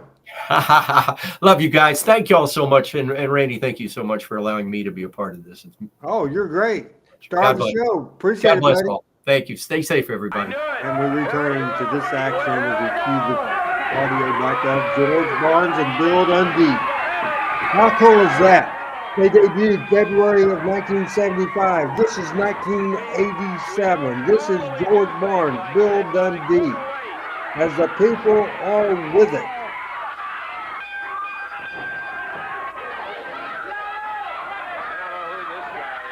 So Rusty, now it's done down for me. The good thing is we just have 2 more videos scheduled to air. If I sent you the link earlier, if you'd like to join us, you can.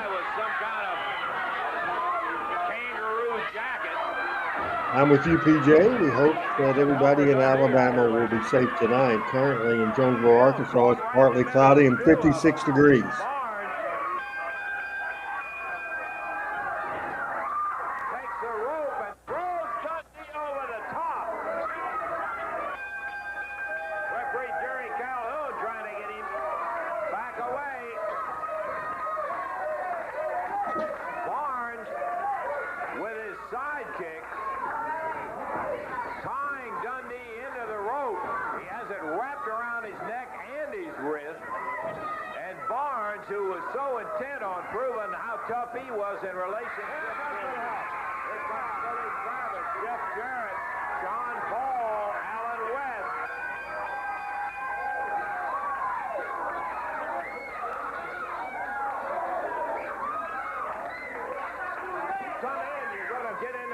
Bill Dundee, and then you got somebody helping you in there. Jumping on Dundee 2-on-1. Ha, ha, ha, ha. That's all I gotta say is I told you so, Dundee. You're nothing but an American. You're Australian no longer. I revoke your citizenship. And I brought out a surprise for you, Dundee. One that you remember from years ago, Dundee.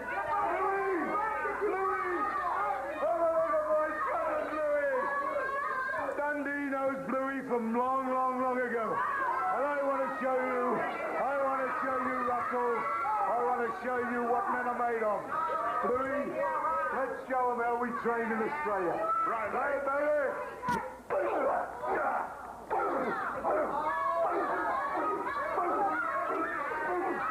William Robinson, I sent you the link to join the show. Facebook Messenger is where I put it, and I can put it in the comments right here too. the link to join. It's in the messenger, and it's also right under your last comment. Because Dundee, that's exactly what you are. You're full of it, like all Americans. You only have to read the newspapers to see what the world says about America.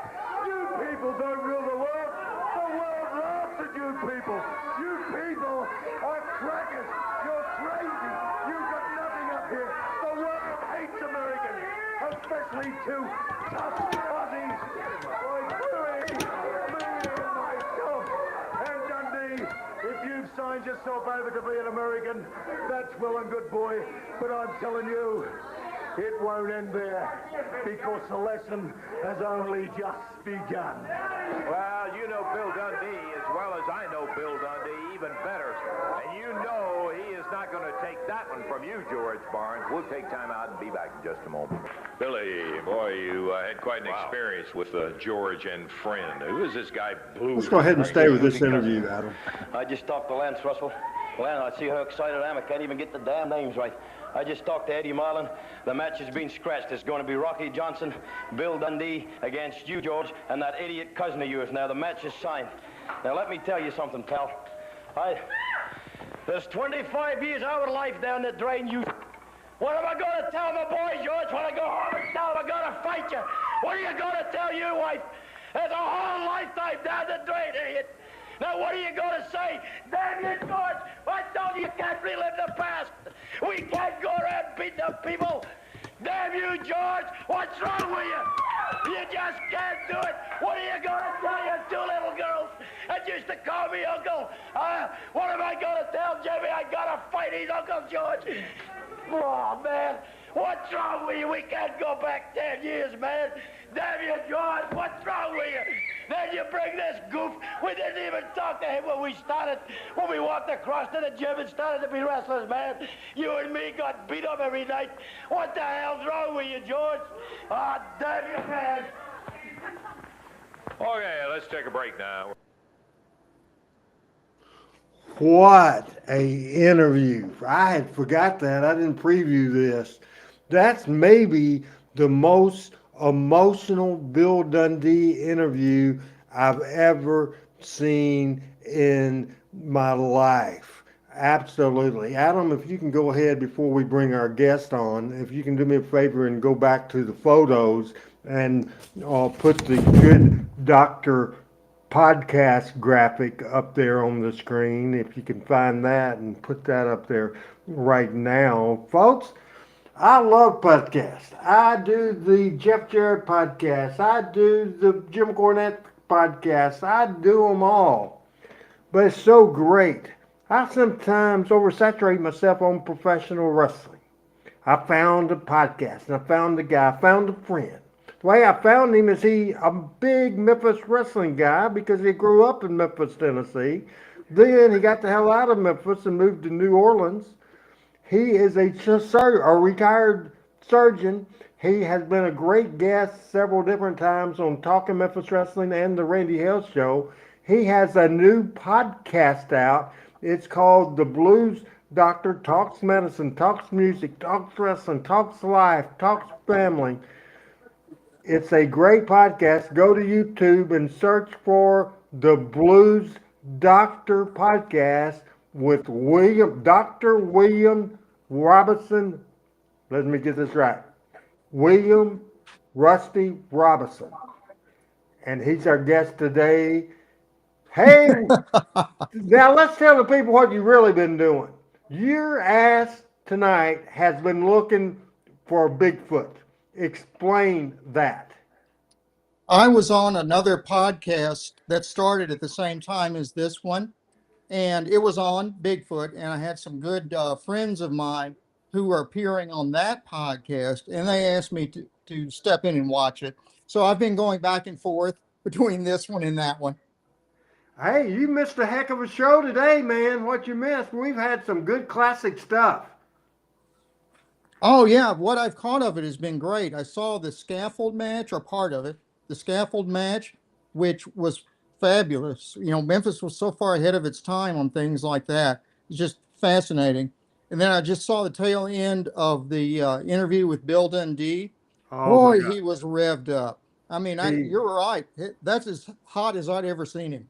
Yeah, and it was emotional. It was like he was almost fighting back tears. Because and the people know that they came here together, and then George up. Then he came back, and they knew each other's kids, and it was personal, and he was able to transform that on the screen, and it was just so believable, so believable. Oh, absolutely. No, it really came through. You didn't have to suspend disbelief for that. You knew it was happening. And I love seeing Jack Eaton there Oh, too.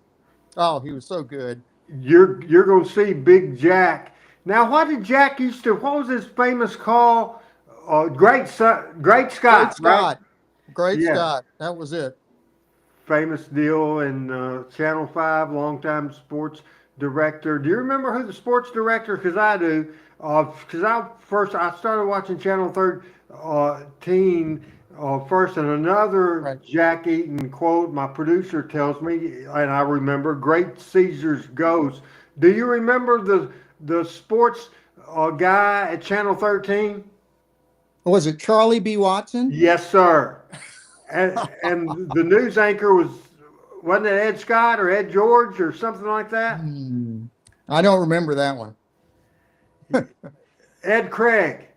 Ed Ed Craig. Craig on Channel 13 in Memphis, Tennessee. So Michael had to go away to go live on the air at Fun Radio to do the weather because they have severe, uh, severe wind going on there. So you're in Florida at the beach and in Alabama. So how's your weather there? We're doing pretty well so far. It is windy, probably gusts to 40 or so miles an hour. It's still about 65 degrees, so it's still warm, and we have not had any rain yet, although they say it's coming. It's been raining in New Orleans already. Other Channel 13 stuff, Joe Elmore worked at Channel 13 there, and I think I sang it for you before. Why I got hooked. I always need this microphone when I'm going to sing. The jingle that came on first time I started watching wrestling around 1971 was, and I want to get these comments off so I can see my performance. It's America's favorite sport on WHBQ television. Then there came a two-shot yellow again, everybody. Lance Russell and Dave Brown, right or wrong, ringside, all ready to go with another Saturday morning of Channel 13 Studio Wrestling coming to you from 487 or 97, 57 or 67 Highland in Memphis, Tennessee. What's going on with this big show today? Davey, and that's the way it started. Do you remember that jingle? Oh, absolutely. Adam would correct me. He can't help himself. Go ahead. Oh, absolutely. I remember the jingle. We used to watch on Channel 13 all the time. In fact, Lance and Dave both started out at Channel 13 also. Lance was their program director, I believe. Dave was the weatherman, and he did like other things, like he did Dialing for Dollars. I remember that. And then they went over to Channel 5 when Jerry Jarrett, 1977. broke off from Nick Gulas. Very interesting. Our buddy BC Collins from North Carolina says hello to you, Rusty. Hello, BC. Good to see you. All right. Things going good. Now, I said earlier in the show a long time ago, but I'll say it again, Jerry Jarrett changed philosophy because he basically said, if we can't beat them, let's join them. At that point, with wrestling in the 80s and the WWF and all the characters and all the stuff going on and the mega business they're doing, Jerry Jarrett came to his mind, we got to change. And he created a lot of characters. This one is a dance-off from 1987 between Rocky the Soul Man Johnson. First time I met The Rock was when he was 15 years old, and they lived in the Nashville area. This is Rocky Johnson and Big Bubba Fred Ottman. This is a 7-minute 53-second video, and our mics will be live. We'll watch this right there. A beautiful drop kick from Jeff Jarrett. Okay, we got the big 8-man schedule coming up here. Before we do, we'd promised Big Bubba that we would let him have his say. And that is that time right now when the big man from Miami, Florida. Again, you weren't living in Memphis during that time period, right? So no way for you to see the TV. I don't think I've ever seen this. Bringing you music right here with you, huh? Everywhere I go. This is when Jerry Jarrett made everybody dress up. This is, he just saying, hey, can't beat them. We got to join them. We got to outdo them. You remember Big Bubba Fred Ottman? Yeah, I remember Fred Ottman. He went on to be Tugboat. Yes, that's correct. And others. Right. He did several characters. Whatever happened to those cards and letters? They tried to bury me. They tried to hide Jeremy me. Jeremy Gibson says hi to you as well, Rusty. Hey, Jeremy, good to see you. Thanks for being here. Well, let me tell you something. I realized I looked into all this stuff in the past. I know how Rocky Johnson won his dance contest. Every person that came inside the building, he was outside. They're giving him a ticket. I'm surprised. I did not know Fred Ottman could do an interview like this. He's good. He is real good. He also wrestled as a Shockmaster in WCW. That's right. The infamous Shockmaster. Well, let me tell you, I have an inside man right here at the TV station. He's nailing this promo. They came in by the bushel, by the basket.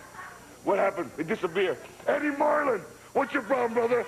How come they just happened to disappear? Well, I'm personally out here. And he was always a big guy. He must have been 6'3" or 4 here, something like that. Close to 400 pounds. Yeah. Who is the fanciest? Who is the flashiest? Who is the nastiest? Oh, yeah, he towers over Lance. We told you we'd let you make the feet. challenge right here. Now, it's up to Rocky as to whether he accepts it or not. I don't know whether Rocky's prepared for it, whether he will They accept have men and then they have boys, and then there's Rocky Johnson who's undecided. it. Yeah, well, we had the 8-man, but okay, Mr. Bubba.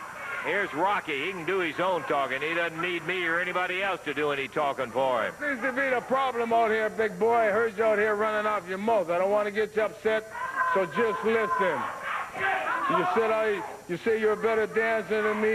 That was proven, brother. I beat you in dancing. I can beat you in a street fight. I can beat you any way you want it. Take it to the bank, okay? So all I want to know is, what is your problem now? Baby, all I know is when I was out here and I looked into this whole situation, I found out about you being outside the building, passing out those tickets and asking them poor little children and grandmas, please help me beat this big bad Bubba. He's so bad and so rough and so tough, and he's such a good dancer. I haven't got a chance. Wait a minute. You are big and you are bad and you are rough and you are tough. I'm not taking that from you, Big Daddy. But the bottom line is, you got beat. Boy, wouldn't Rocky? Exactly right. Well Rocky built. Johnson He was always in shape. He was always If ripped. he's so Always looked bad, great. and he's so bad and Just and all of a sudden tremendous. say I got beat. How about not right again, right here, brother, and just put the icing on the cake and just make a believer out of me. You can tell where The Rock got his muscles from. I'm not your brother. He's got to challenge Tell you. you what, you're going to challenge again, right? I beat you once.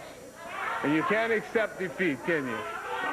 Well, hey, if that's what you want, I don't back down. Like I said many, many times, I'll say it again, brother.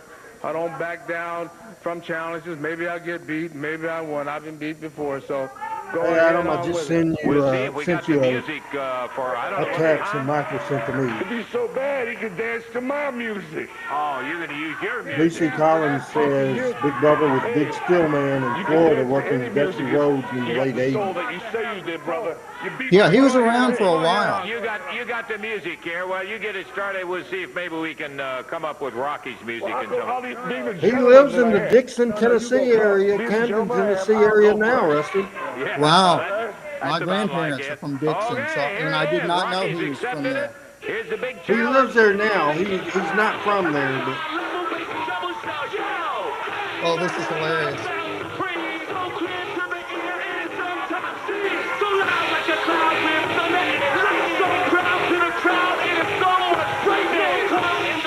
And he's not bad. He's got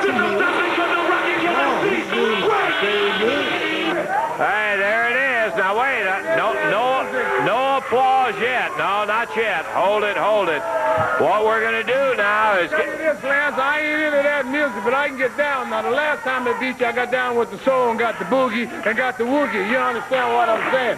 But okay, now, I put your music on, because I don't know if I can. Yeah, I'll show you a couple new steps that you ain't never seen. You know, all that don't get it. You know, I'll show you some slides with my guys. And you're going to use the music here with Bubba. Okay, let's Right, go, so Rocky. good. If you are ready, here we go.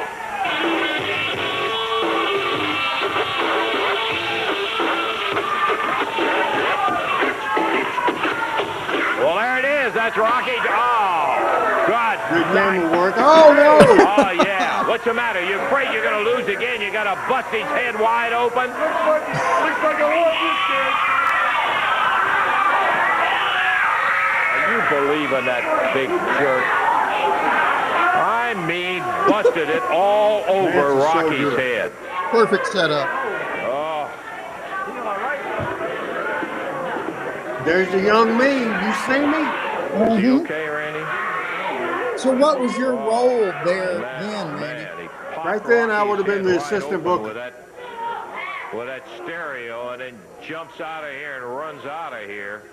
Right here, live on Talking Memphis Wrestling. Randy Hales here, Jonesboro, Arkansas. Also Rusty and Orange Beach. By golly. Yeah, he busted Eddie out. Your hair was darker then, Randy. I guess you're saying I'm old, but I am. The Nasty Boys are out there. I'm out there with my dark hair. Billy Travis is out there. Superstar Bill Dundee. Rocky Johnson. Again, That's Eddie Marlin in it with his back to us. Yeah, that's Eddie Marlin. Out of here as they help him back to the back.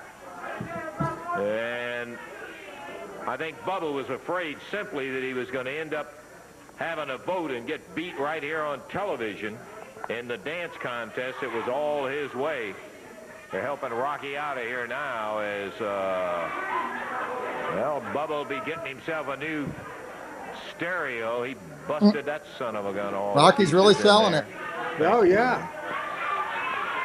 Okay, well, let's see if we can get some action going in the ring in there. We'll check on Rocky a little bit later. Man, oh, man, he creamed him with that son of a gun. Right there. Ooh, You know, it's funny how you notice little things. I guarantee you Jerry Jarrett wasn't there that day because I saw the format in my hand. Now, when Jerry Jarrett was there, he had he always did his format on a legal pad. And so he would have had the master, the yellow sheet of paper. And I would have, and anybody else would have had the copy. I would have been the one running that television that day because I had the yellow sheet of paper. And so certainly it was definitely Jerry Jarrett's idea to do that silly stuff. But I thought that was very good. But I was producing the TV that day. There's no doubt in my mind because I saw that at the last minute. I saw that format. Right. Yeah. Cool? Oh, I saw it too. So in that time, was Jerry still creating, I guess, booking or producing the show? But he wasn't there that day, so you were in charge on site, it sounds like. Yeah, and that happened from time to time. And when he went to Florida, I was telling a story on the scaffold match thing, is that after the hair versus hair match, all that deal, Jarrett made so much money he went to Florida for a couple of months. So I just, it was me and Jeff that took over, but I was the lead guy being a little bit older. And but yeah, so on at that, usually when he went out of town, I would write the format and go. But this particular time, I think he just didn't go to TV that day. Right. He was in town. He was in Nashville. You know, and I saw Jeff Jarrett was there then. When did Jeff Jarrett start on TV in Memphis? April 1986.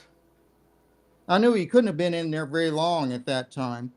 And he came I guess he went to college for a year or two, and then he came to or started wrestling with his dad. He started refereeing first, or pulling the ring first, then refereeing, and then they shot the angle to bring Lawler back in 1986. Here's the final video of the day, and then we'll plug your podcast and do others. It's clips from CWA Wrestling, September the 19th, 1988.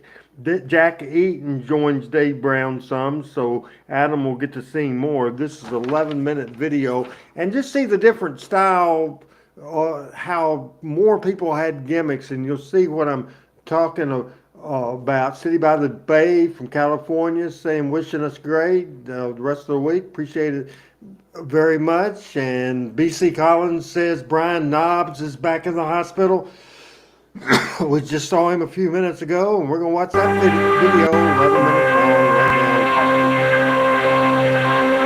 now. Look at this open. Look at this flip. Oh, that's that great statue. Yeah. I think Jeff Jarrett has that statue now. I think he puts it on his desk during his podcast.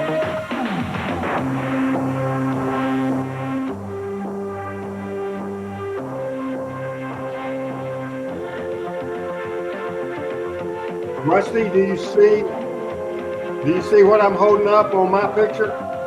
Oh, there you go. Okay, yeah, I was watching the screen. Oh, that's cool. Yeah, I have it behind this championship belt.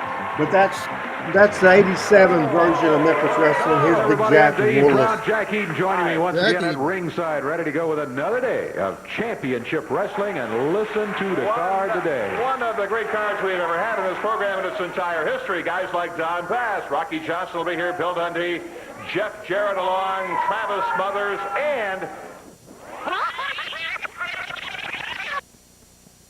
Uh-oh.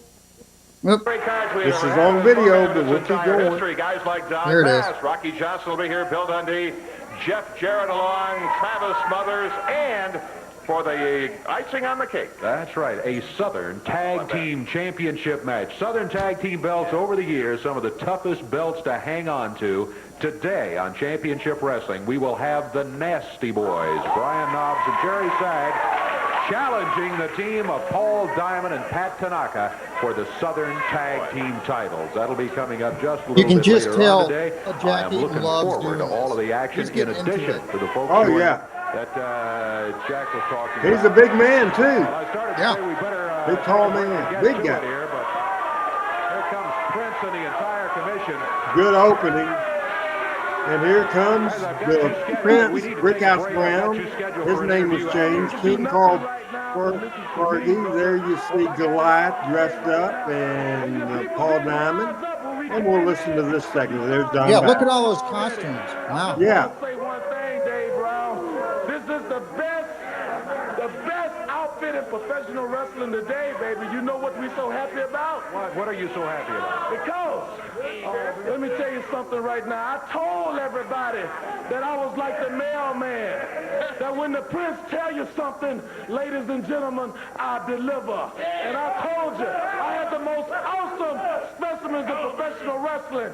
And not only did we win, 50% of the match, 60%, 70%, but 100%, baby. Everybody went down.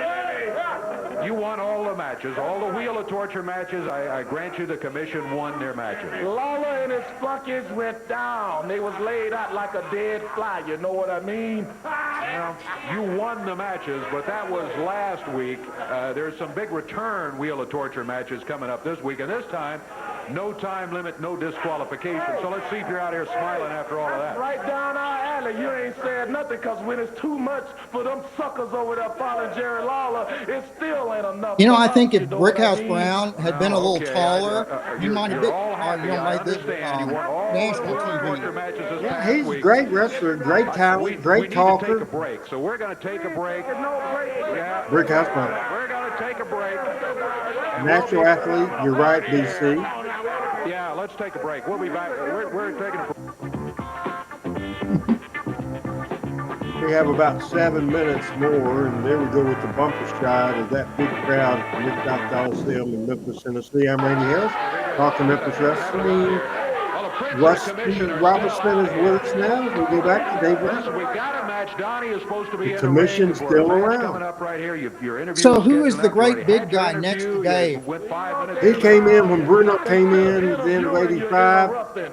That is Goliath. His real name's Bob White, but Goliath and Big Bubba was a tag team. Finest athletes in professional wrestling today, and we are what's And that's Don Bass, right? Yeah, that's Don Bass, Brickhouse Brown, Paul Diamond, Big Bubba, and Pat Tanaka. That was Brickhouse Brown's commission. Know me as a Florida stud. I'm what's happening, baby. Well, right now, baby, good for a little butt right Yeah, now. Brickhouse. Oh, he's great. All right, Don is headed for the ring. Let's do that. I'm so thrilled to have you with us, Rusty, because this is an, even though you grew up in Memphis, you're seeing this stuff for the first time. You know, I've watched a lot of the old Memphis stuff from after I left, but I have not seen this one before, so this is interesting. Referee Jerry Calhoun. We have, Don Bass jumps Almost every time in those days that I was involved in the office, I loved Don Bass. I booked Don Bass a lot. I love Donnie. Lawler loved Donnie too. Greg Jerry did as well. For as smart as he looks, he would surrender right now. He and Roger Smith, Fire and Flame, and the Assassins, and the Intern, they were a great team. Don, you know, look at that. a little overweight there, but man, didn't do a lot of things fancy, but everything he did looked real good. Now, was Don one of the interns when Dr. Ken Ramey was there? Okay, those are different interns. Tom Andrews and Jim Starr was the interns back in those days in probably 84, 85. It was Don Bass and Roger Smith. And it wasn't Ken Ramey, it was Jimmy Hart, I believe. And here we go with a haircut. Yeah, my father's favorite team on wrestling was the original interns was Dr. Ken Ramey. He used to watch the TV, and I could hear him saying, what the heck kind of a doctor is he? He'd get hot, right? Brought in here. So we were building to a hair versus hair match with Don Bass and Jerry Lawler at the Mid-South Coliseum and that group. So this was all deals that I picked. There goes Bass. So at this time period, Jerry must have been gone, and so this is the Rainy Hills TV. Here comes the crew in. Billy Travis, Jeff Jarrett, Big Brawl. Look at him go over there. Carl Furby is King Carl. Bunch of folks, and you heard Jack Eaton say, Great Scott. Get him out of here, and I think we finally got him separated. Greg Jones holding his head, had at least a partial haircut. Oh, that was fun. And all the bad guys had those elaborate about 30 costumes seconds, on. and Don Bass and the rest of the commission celebrating yet another win.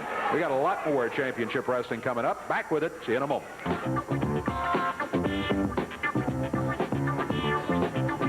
So who was the guy who got his hair cut in the ring? Was that like a job? Just the enhancement guy. I didn't even notice. Just to set up Heath for Donnie to go into a hair up in Olynyk, Indiana on match Thursday, there. September This continues 17th. That'll now. be at the Community Center. You can buy your tickets From in advance at the 1987. Community Center, and if you do, We got you'll about save 3 $1 minutes, 10 on the price of your seconds tickets. left in this Also, video. championship wrestling Our coming last up Saturday, video of the September day. 25th in Madisonville, Kentucky at Browning Springs Middle School. But in Evansville, Wednesday night, student night. All students in grades kindergarten through 12 will be admitted to general admission for only $3. That's right, only $3 for all students, grades kindergarten through 12, admitted to general admission. It's return Wheel of Torture matches in Evansville. You will see Tracy Smothers going against the mighty Goliath. In this one, if Tracy loses, he has to run through a belt line, but this time not of the fans, a belt line of the commission. If Goliath loses, he gets 10 lashes from Tracy Smothers. The Prince goes against Billy Travis.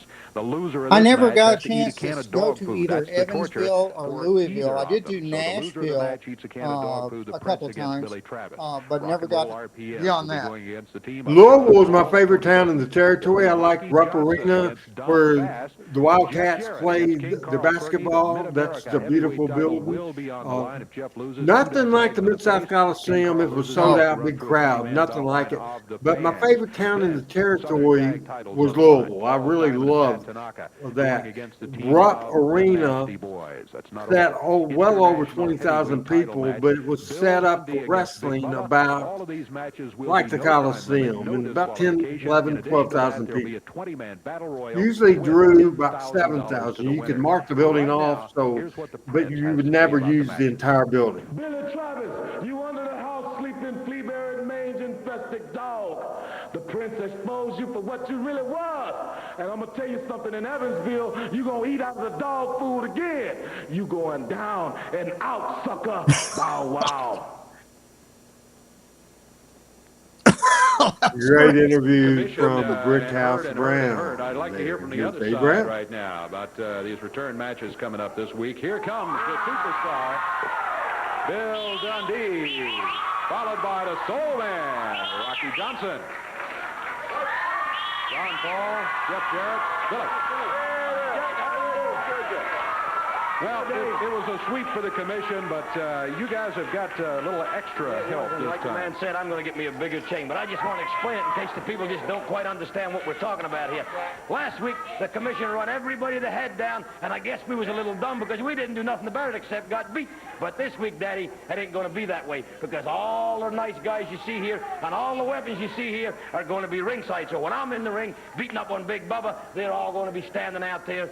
So, Bubba, just let me tell you something, brother. I don't know about you, but I believe in the good book. Oh, Rocky's got his boxing gloves. Yes, sir. We all know who won that. So you can stand out here and you can say how big you are and how small I.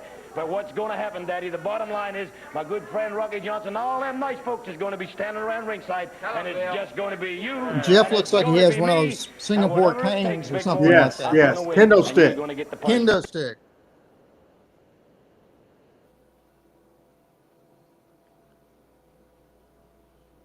As there is that stuff. So what do you think about the 1987 era of Memphis wrestling? Oh, that was fun. Like I said, I had never seen this before, and it was, as you mentioned, it was a little more, I don't know, over the top or elaborate or more, like you said, more costumes, more energetic, I guess, in a sense.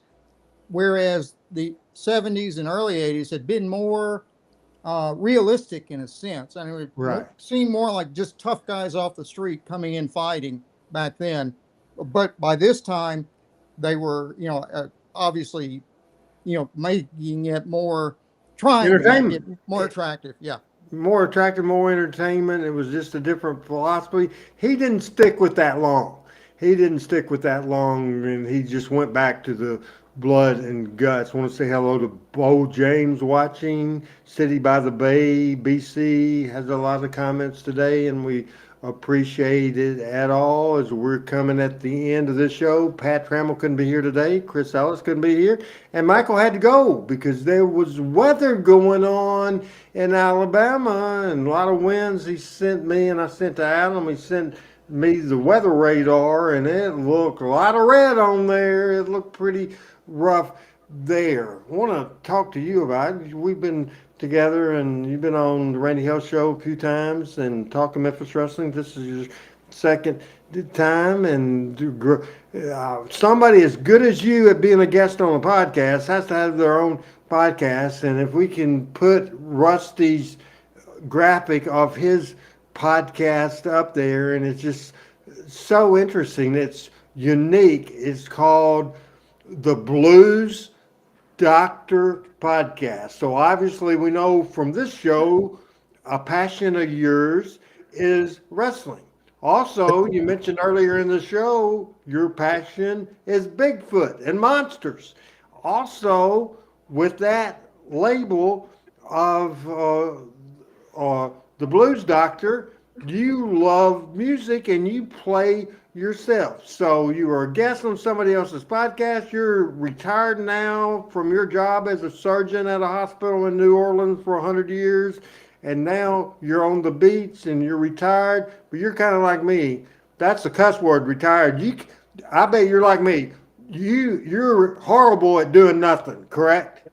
Oh, that's partly why I started the podcast, because I was just looking for something to do. We just released our first episode last week, and we're going to try to release them on Tuesdays.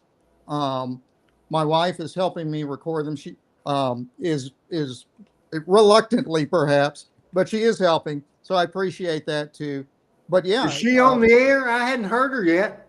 she went back to the bedroom, I guess. Oh no, on your podcast, I hadn't seen her. No, she's behind the camera Okay. for that. Yeah, All she's right. like the producer kind of for that. Right. So it's fun. We're having a good time. Do you do it live or do you just record it and then? I'm recording so far. As I mentioned in the podcast, at some point we will try to add guests. I've got several people that have stated that they want to come on, and we might start trying to go live at some point. Since this is the first time I've done this, I wanted to kind of get my feet on the ground steadily before I tried doing anything else. So we're doing these first few just as a recorded spot for putting up, later on. And so far, so good. We've had a few technical issues, but we're still learning. So Hey, I had a technical issue earlier because I was just trying to scroll down to write a comment to one of our people here, and I hit the wrong button, and all of a sudden the video went away. That happens. That's why I love live television.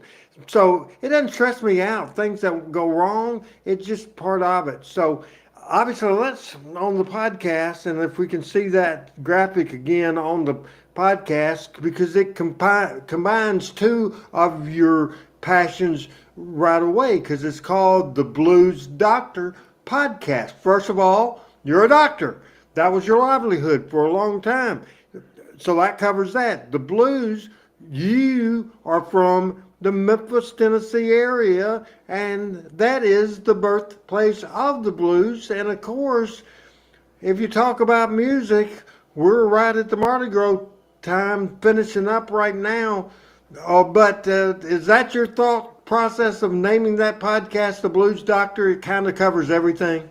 Yes, absolutely. So, as you said, I grew up in Memphis and I went to New Orleans for most of my adult life. So I've been surrounded by the blues, by R&B, by classic rock, for my whole life, and have played. I like to say I'm a semi professional musician, and I play around in several places, both in New Orleans and occasionally in Memphis. And I'm starting to do a couple of things in Orange Beach, but it's all for fun for me. Hey, have you ever played Bill Street? No, I have not. I played a couple places in East Memphis, but I keep thinking, boy, it would be cool to play on Beale Street sometime. Beale Street had just barely opened by the time I left Memphis, so there wasn't a whole lot happening there when I left. So I really didn't get a good, feel for it then. But I've known some people since then, some buddies of mine, who have played on Beale Street a lot. So it seems like it would be very cool.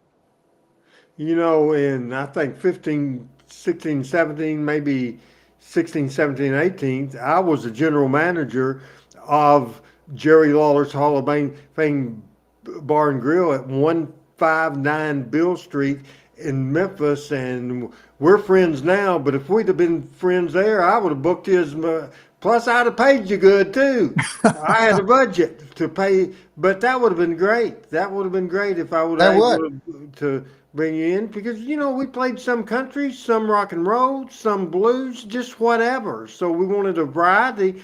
Because on Bill Street, have you ever been to Lawler's Bar and Grill? Have you ever? Yes, my wife and I went. I guess it's now a couple of years ago, and they did have a live blues band playing, and they were very good.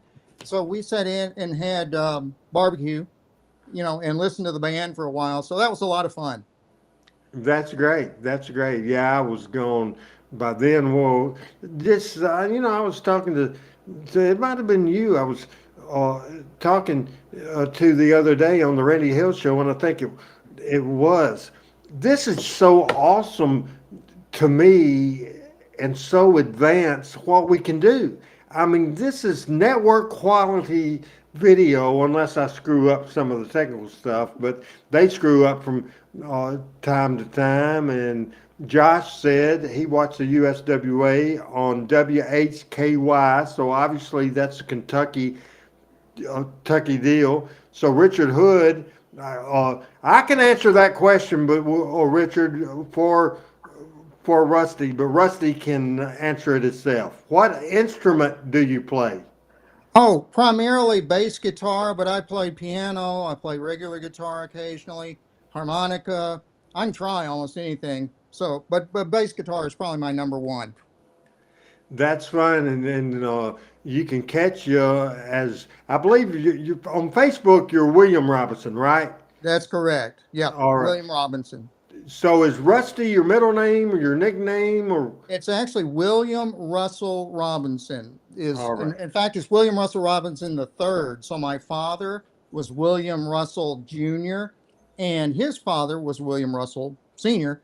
Anyway, so I called my grandfather Russell, just for naming him. Then I called my father Bill. So they kind of ran out of names. So they just decided to call me Rusty. Yeah.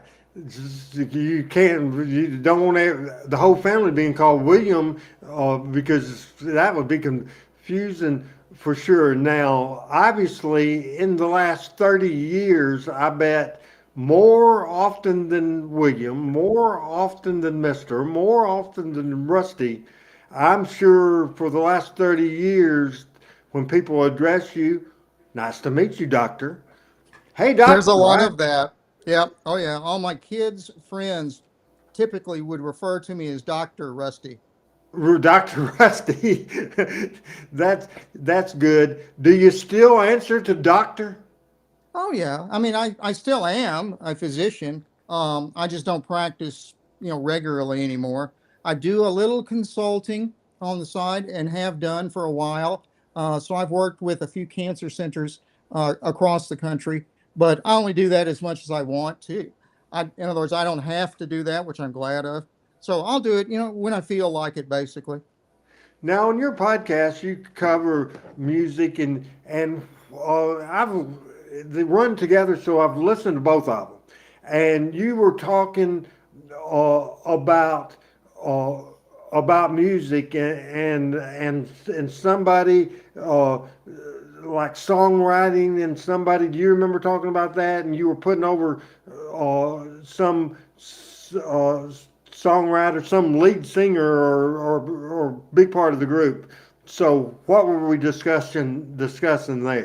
It might have been when I mentioned George Harrison. His birthday was just a few days ago. The Beatles. So, you're right. So I talked about George for a good time. He was kind of my favorite Beatle in a lot of ways.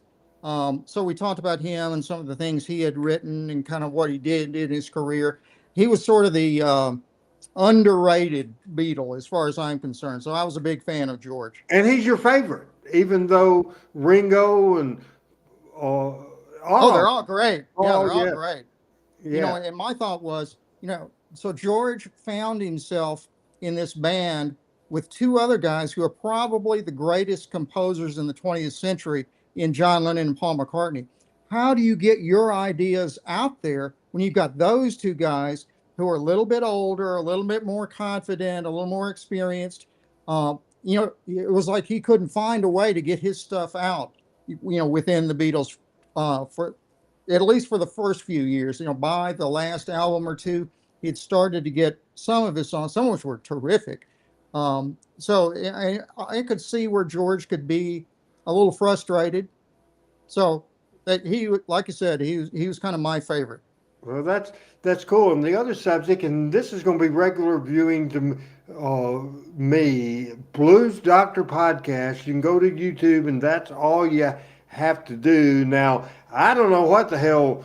Keep that up there for a minute. And Richard Hood has a question, and I don't know if he's just pulling it off out of his butt or whatever. So certainly, I don't know what this means. He says, Rusty, do you remember Dr. John? I'm sure as long as you've been in medicine, you know a Dr. John, but what does that mean?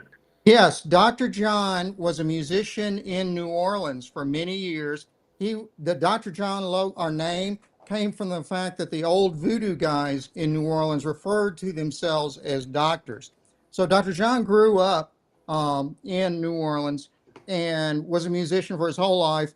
He had a few hits by himself, but he also played with everybody under the sun, from the Rolling Stones to the Neville Brothers to pretty much anybody you can think of. Dr. John just died a few years ago, but he's legendary in New Orleans. The other subject, we'll do two more and we'll say goodbye. Next week, we'll start 1988, the year Jerry Lawler and May won the AWA World Heavyweight Championship. So big show starting coming up there. So the couple of things I was thinking about talking about, and first of all, I guess we'll just talk about medicine. I think it's fantastic. Again, this is a must see, and we got to open our minds up. And I'm a wrestling guy, always have been. I have other interests in it, and I still like watching soap operas of all things. I still like General Hospital. I like watching baseball and football and basketball and all that stuff. It's good to have interest. I don't like on this show to talk politics. I mean, I really don't. I'll discuss with a buddy or even an enemy off the air, but public, that irritates me, and so this is not a political show. However, I was very interested, and we won't go a lot of details on, because there's a lot of thoughts on vaccines. Now, a lot of people have called me stupid. I've had every COVID vaccine there is known to man. I did it from the get-go. I've done the shingle shot, the shingle vaccine, the pneumonia vaccine, the flu vaccine. I've shot all that stuff. But for you to talk about that and your specialty, which is cancer and for women, and you talked about that. But it's fascinating. Again, guys, I encourage you guys to listen to this podcast, because it will open your mind and you will learn stuff. So I was interested. So you got a fan in me, big time, because I was interested. I was interested in that big time. So you are pretty opinionated about that as well. Yeah, and particularly the HPV vaccine. That's the human papillomavirus vaccine, which is been proven beyond a doubt to be successful in the sense that it reduces a woman's risk of cervical cancer. So there really is no argument against, using that. And I also try to keep from getting too political, because it's just no fun. I don't want to be antagonistic with anybody. But obviously it does overlap a little bit, and there's been some misinformation put out about vaccines in general, and even a little bit about HPV. So I try, when I talk about these on the podcast, I try to put them in lay terms so that I can explain it, so that everybody can understand, why it is I think it's important, what the facts are, and hopefully people will be able to make up their mind from that point. And I also have had all those vaccine shots. I had shingles, I had pneumonia, I had all those. Actually, my wife and I got all those shots when our grandson was born. We felt like, if we're not vaccinated and then he got infected with something that he picked up from us, we never forgive ourselves. Oh, so yes, we got them all. Yeah, and I think that's the great thing. Fascinating podcast, The Blues Doctors on YouTube. Check it out. Hit that button or do whatever you do. Did you notice I subscribed? Can you tell? Can you see? Yes. So you knew I wasn't just bullshitting you when I told you in the message. When I told you in the message that I was watching and subscribing, and now I'm telling you what you're talking about. So there's no doubt I was just not BSing you. That I'm really. I went back and saw. As soon as I saw your message, I went back and checked to see who the subscribers were, and I found you. So, folks, this is the plug. I'm a promoter. You came to the right place. I'm a promoter, and a damn good one. The Blues Doctor Podcast on YouTube. So like it, comment if you watch it, and tell Rusty what you think. He doesn't care. If you disagree with something he says, he'll argue with your ass. Or he'll just a good friendly conversation. It's hosted by Dr. William Rusty Robinson. So I didn't say Russell, so I didn't get it 100% legal, but that's close enough. Close enough. You answered all of them, right? I will answer to almost anything. We'll end. I said we're about to end, but now BC asked this question. We'll close after this. Let's put BC's deal up there. As I told you earlier, that Rusty is very interested in Bigfoot, and he says, Rusty, what other monster you dig other than Big Shot? So let's elaborate on Bigfoot and monsters a little bit and how you cover that. Oh, sure. I think I got interested in Bigfoot way back in the 1960s when the Patterson-Gimlin film came out. It made the rounds of all the movie theaters in those days. And I remember my father and grandfather took me to the movie and I saw it, and I was just fascinated by it. So I started kind of investigating cryptids in general, which are unknown animals, basically. So I was always interested in, for example, the Loch Ness Monster. There are various varieties of Bigfoot, in the United States. People have different names for them. And it's fascinating. The Native Americans, most Native American tribes, have some version of Bigfoot in their storytelling or their mythology. In fact, you can find petroglyphs, rock carvings that have pictures of what appear to be Bigfoots within the petroglyphs. So it's really a fascinating topic, I think. I've been on a few, quote, Bigfoot hunts. I can't say that I ever have seen anything on a hunt, but I did have a sighting many years ago of what I think probably was a Bigfoot. So, I've been interested in it for a long time.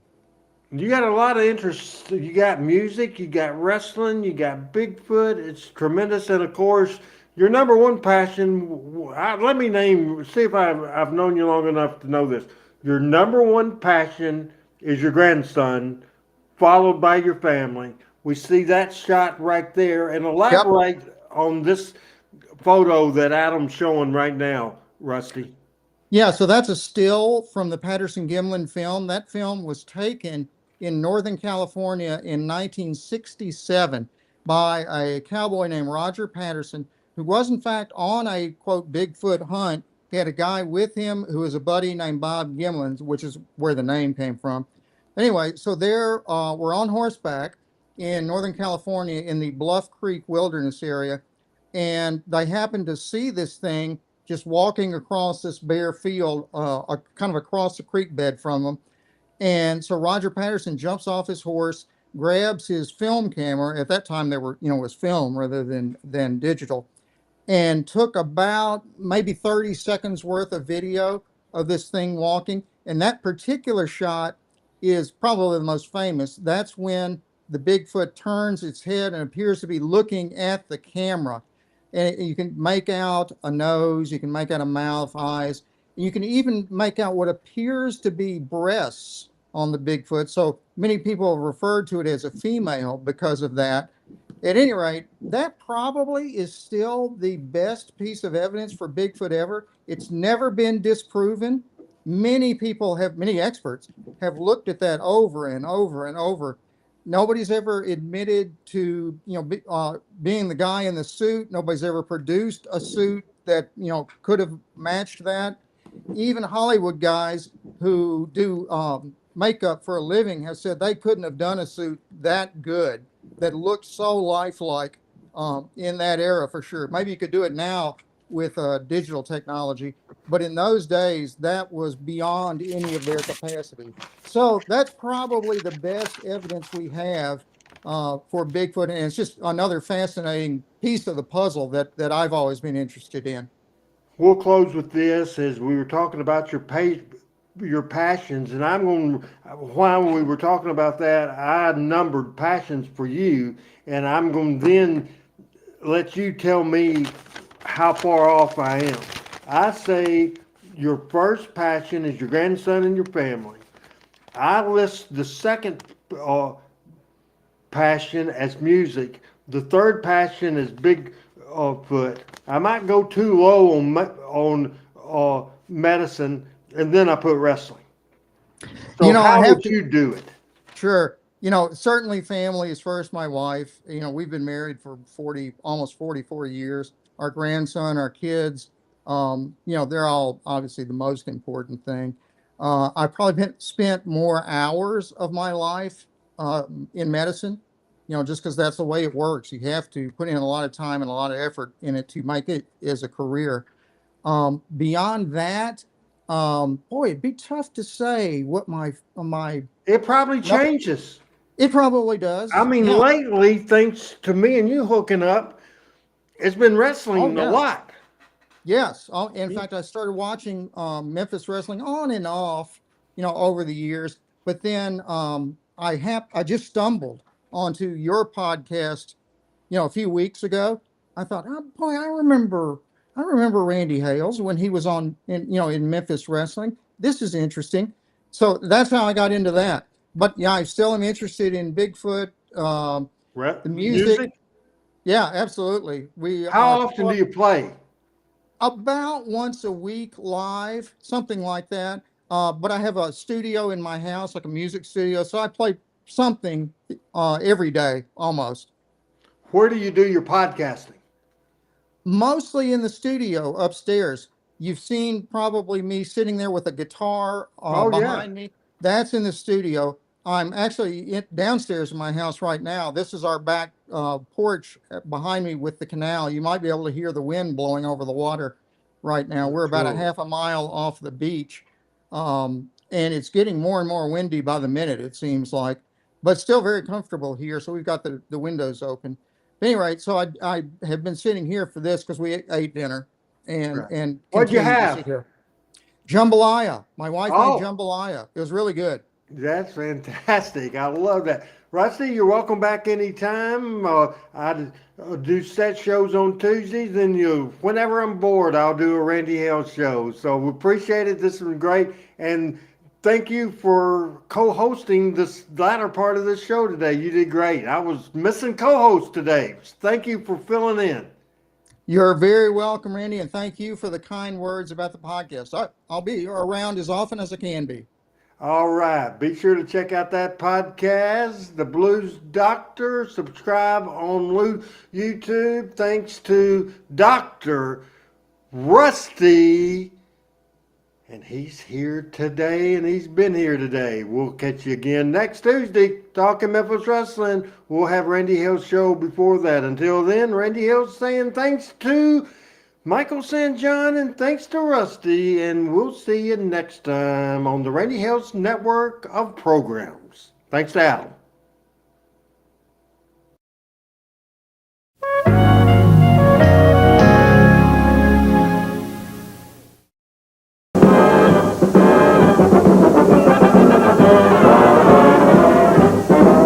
You'll see America's favorite sport on WHBQ television.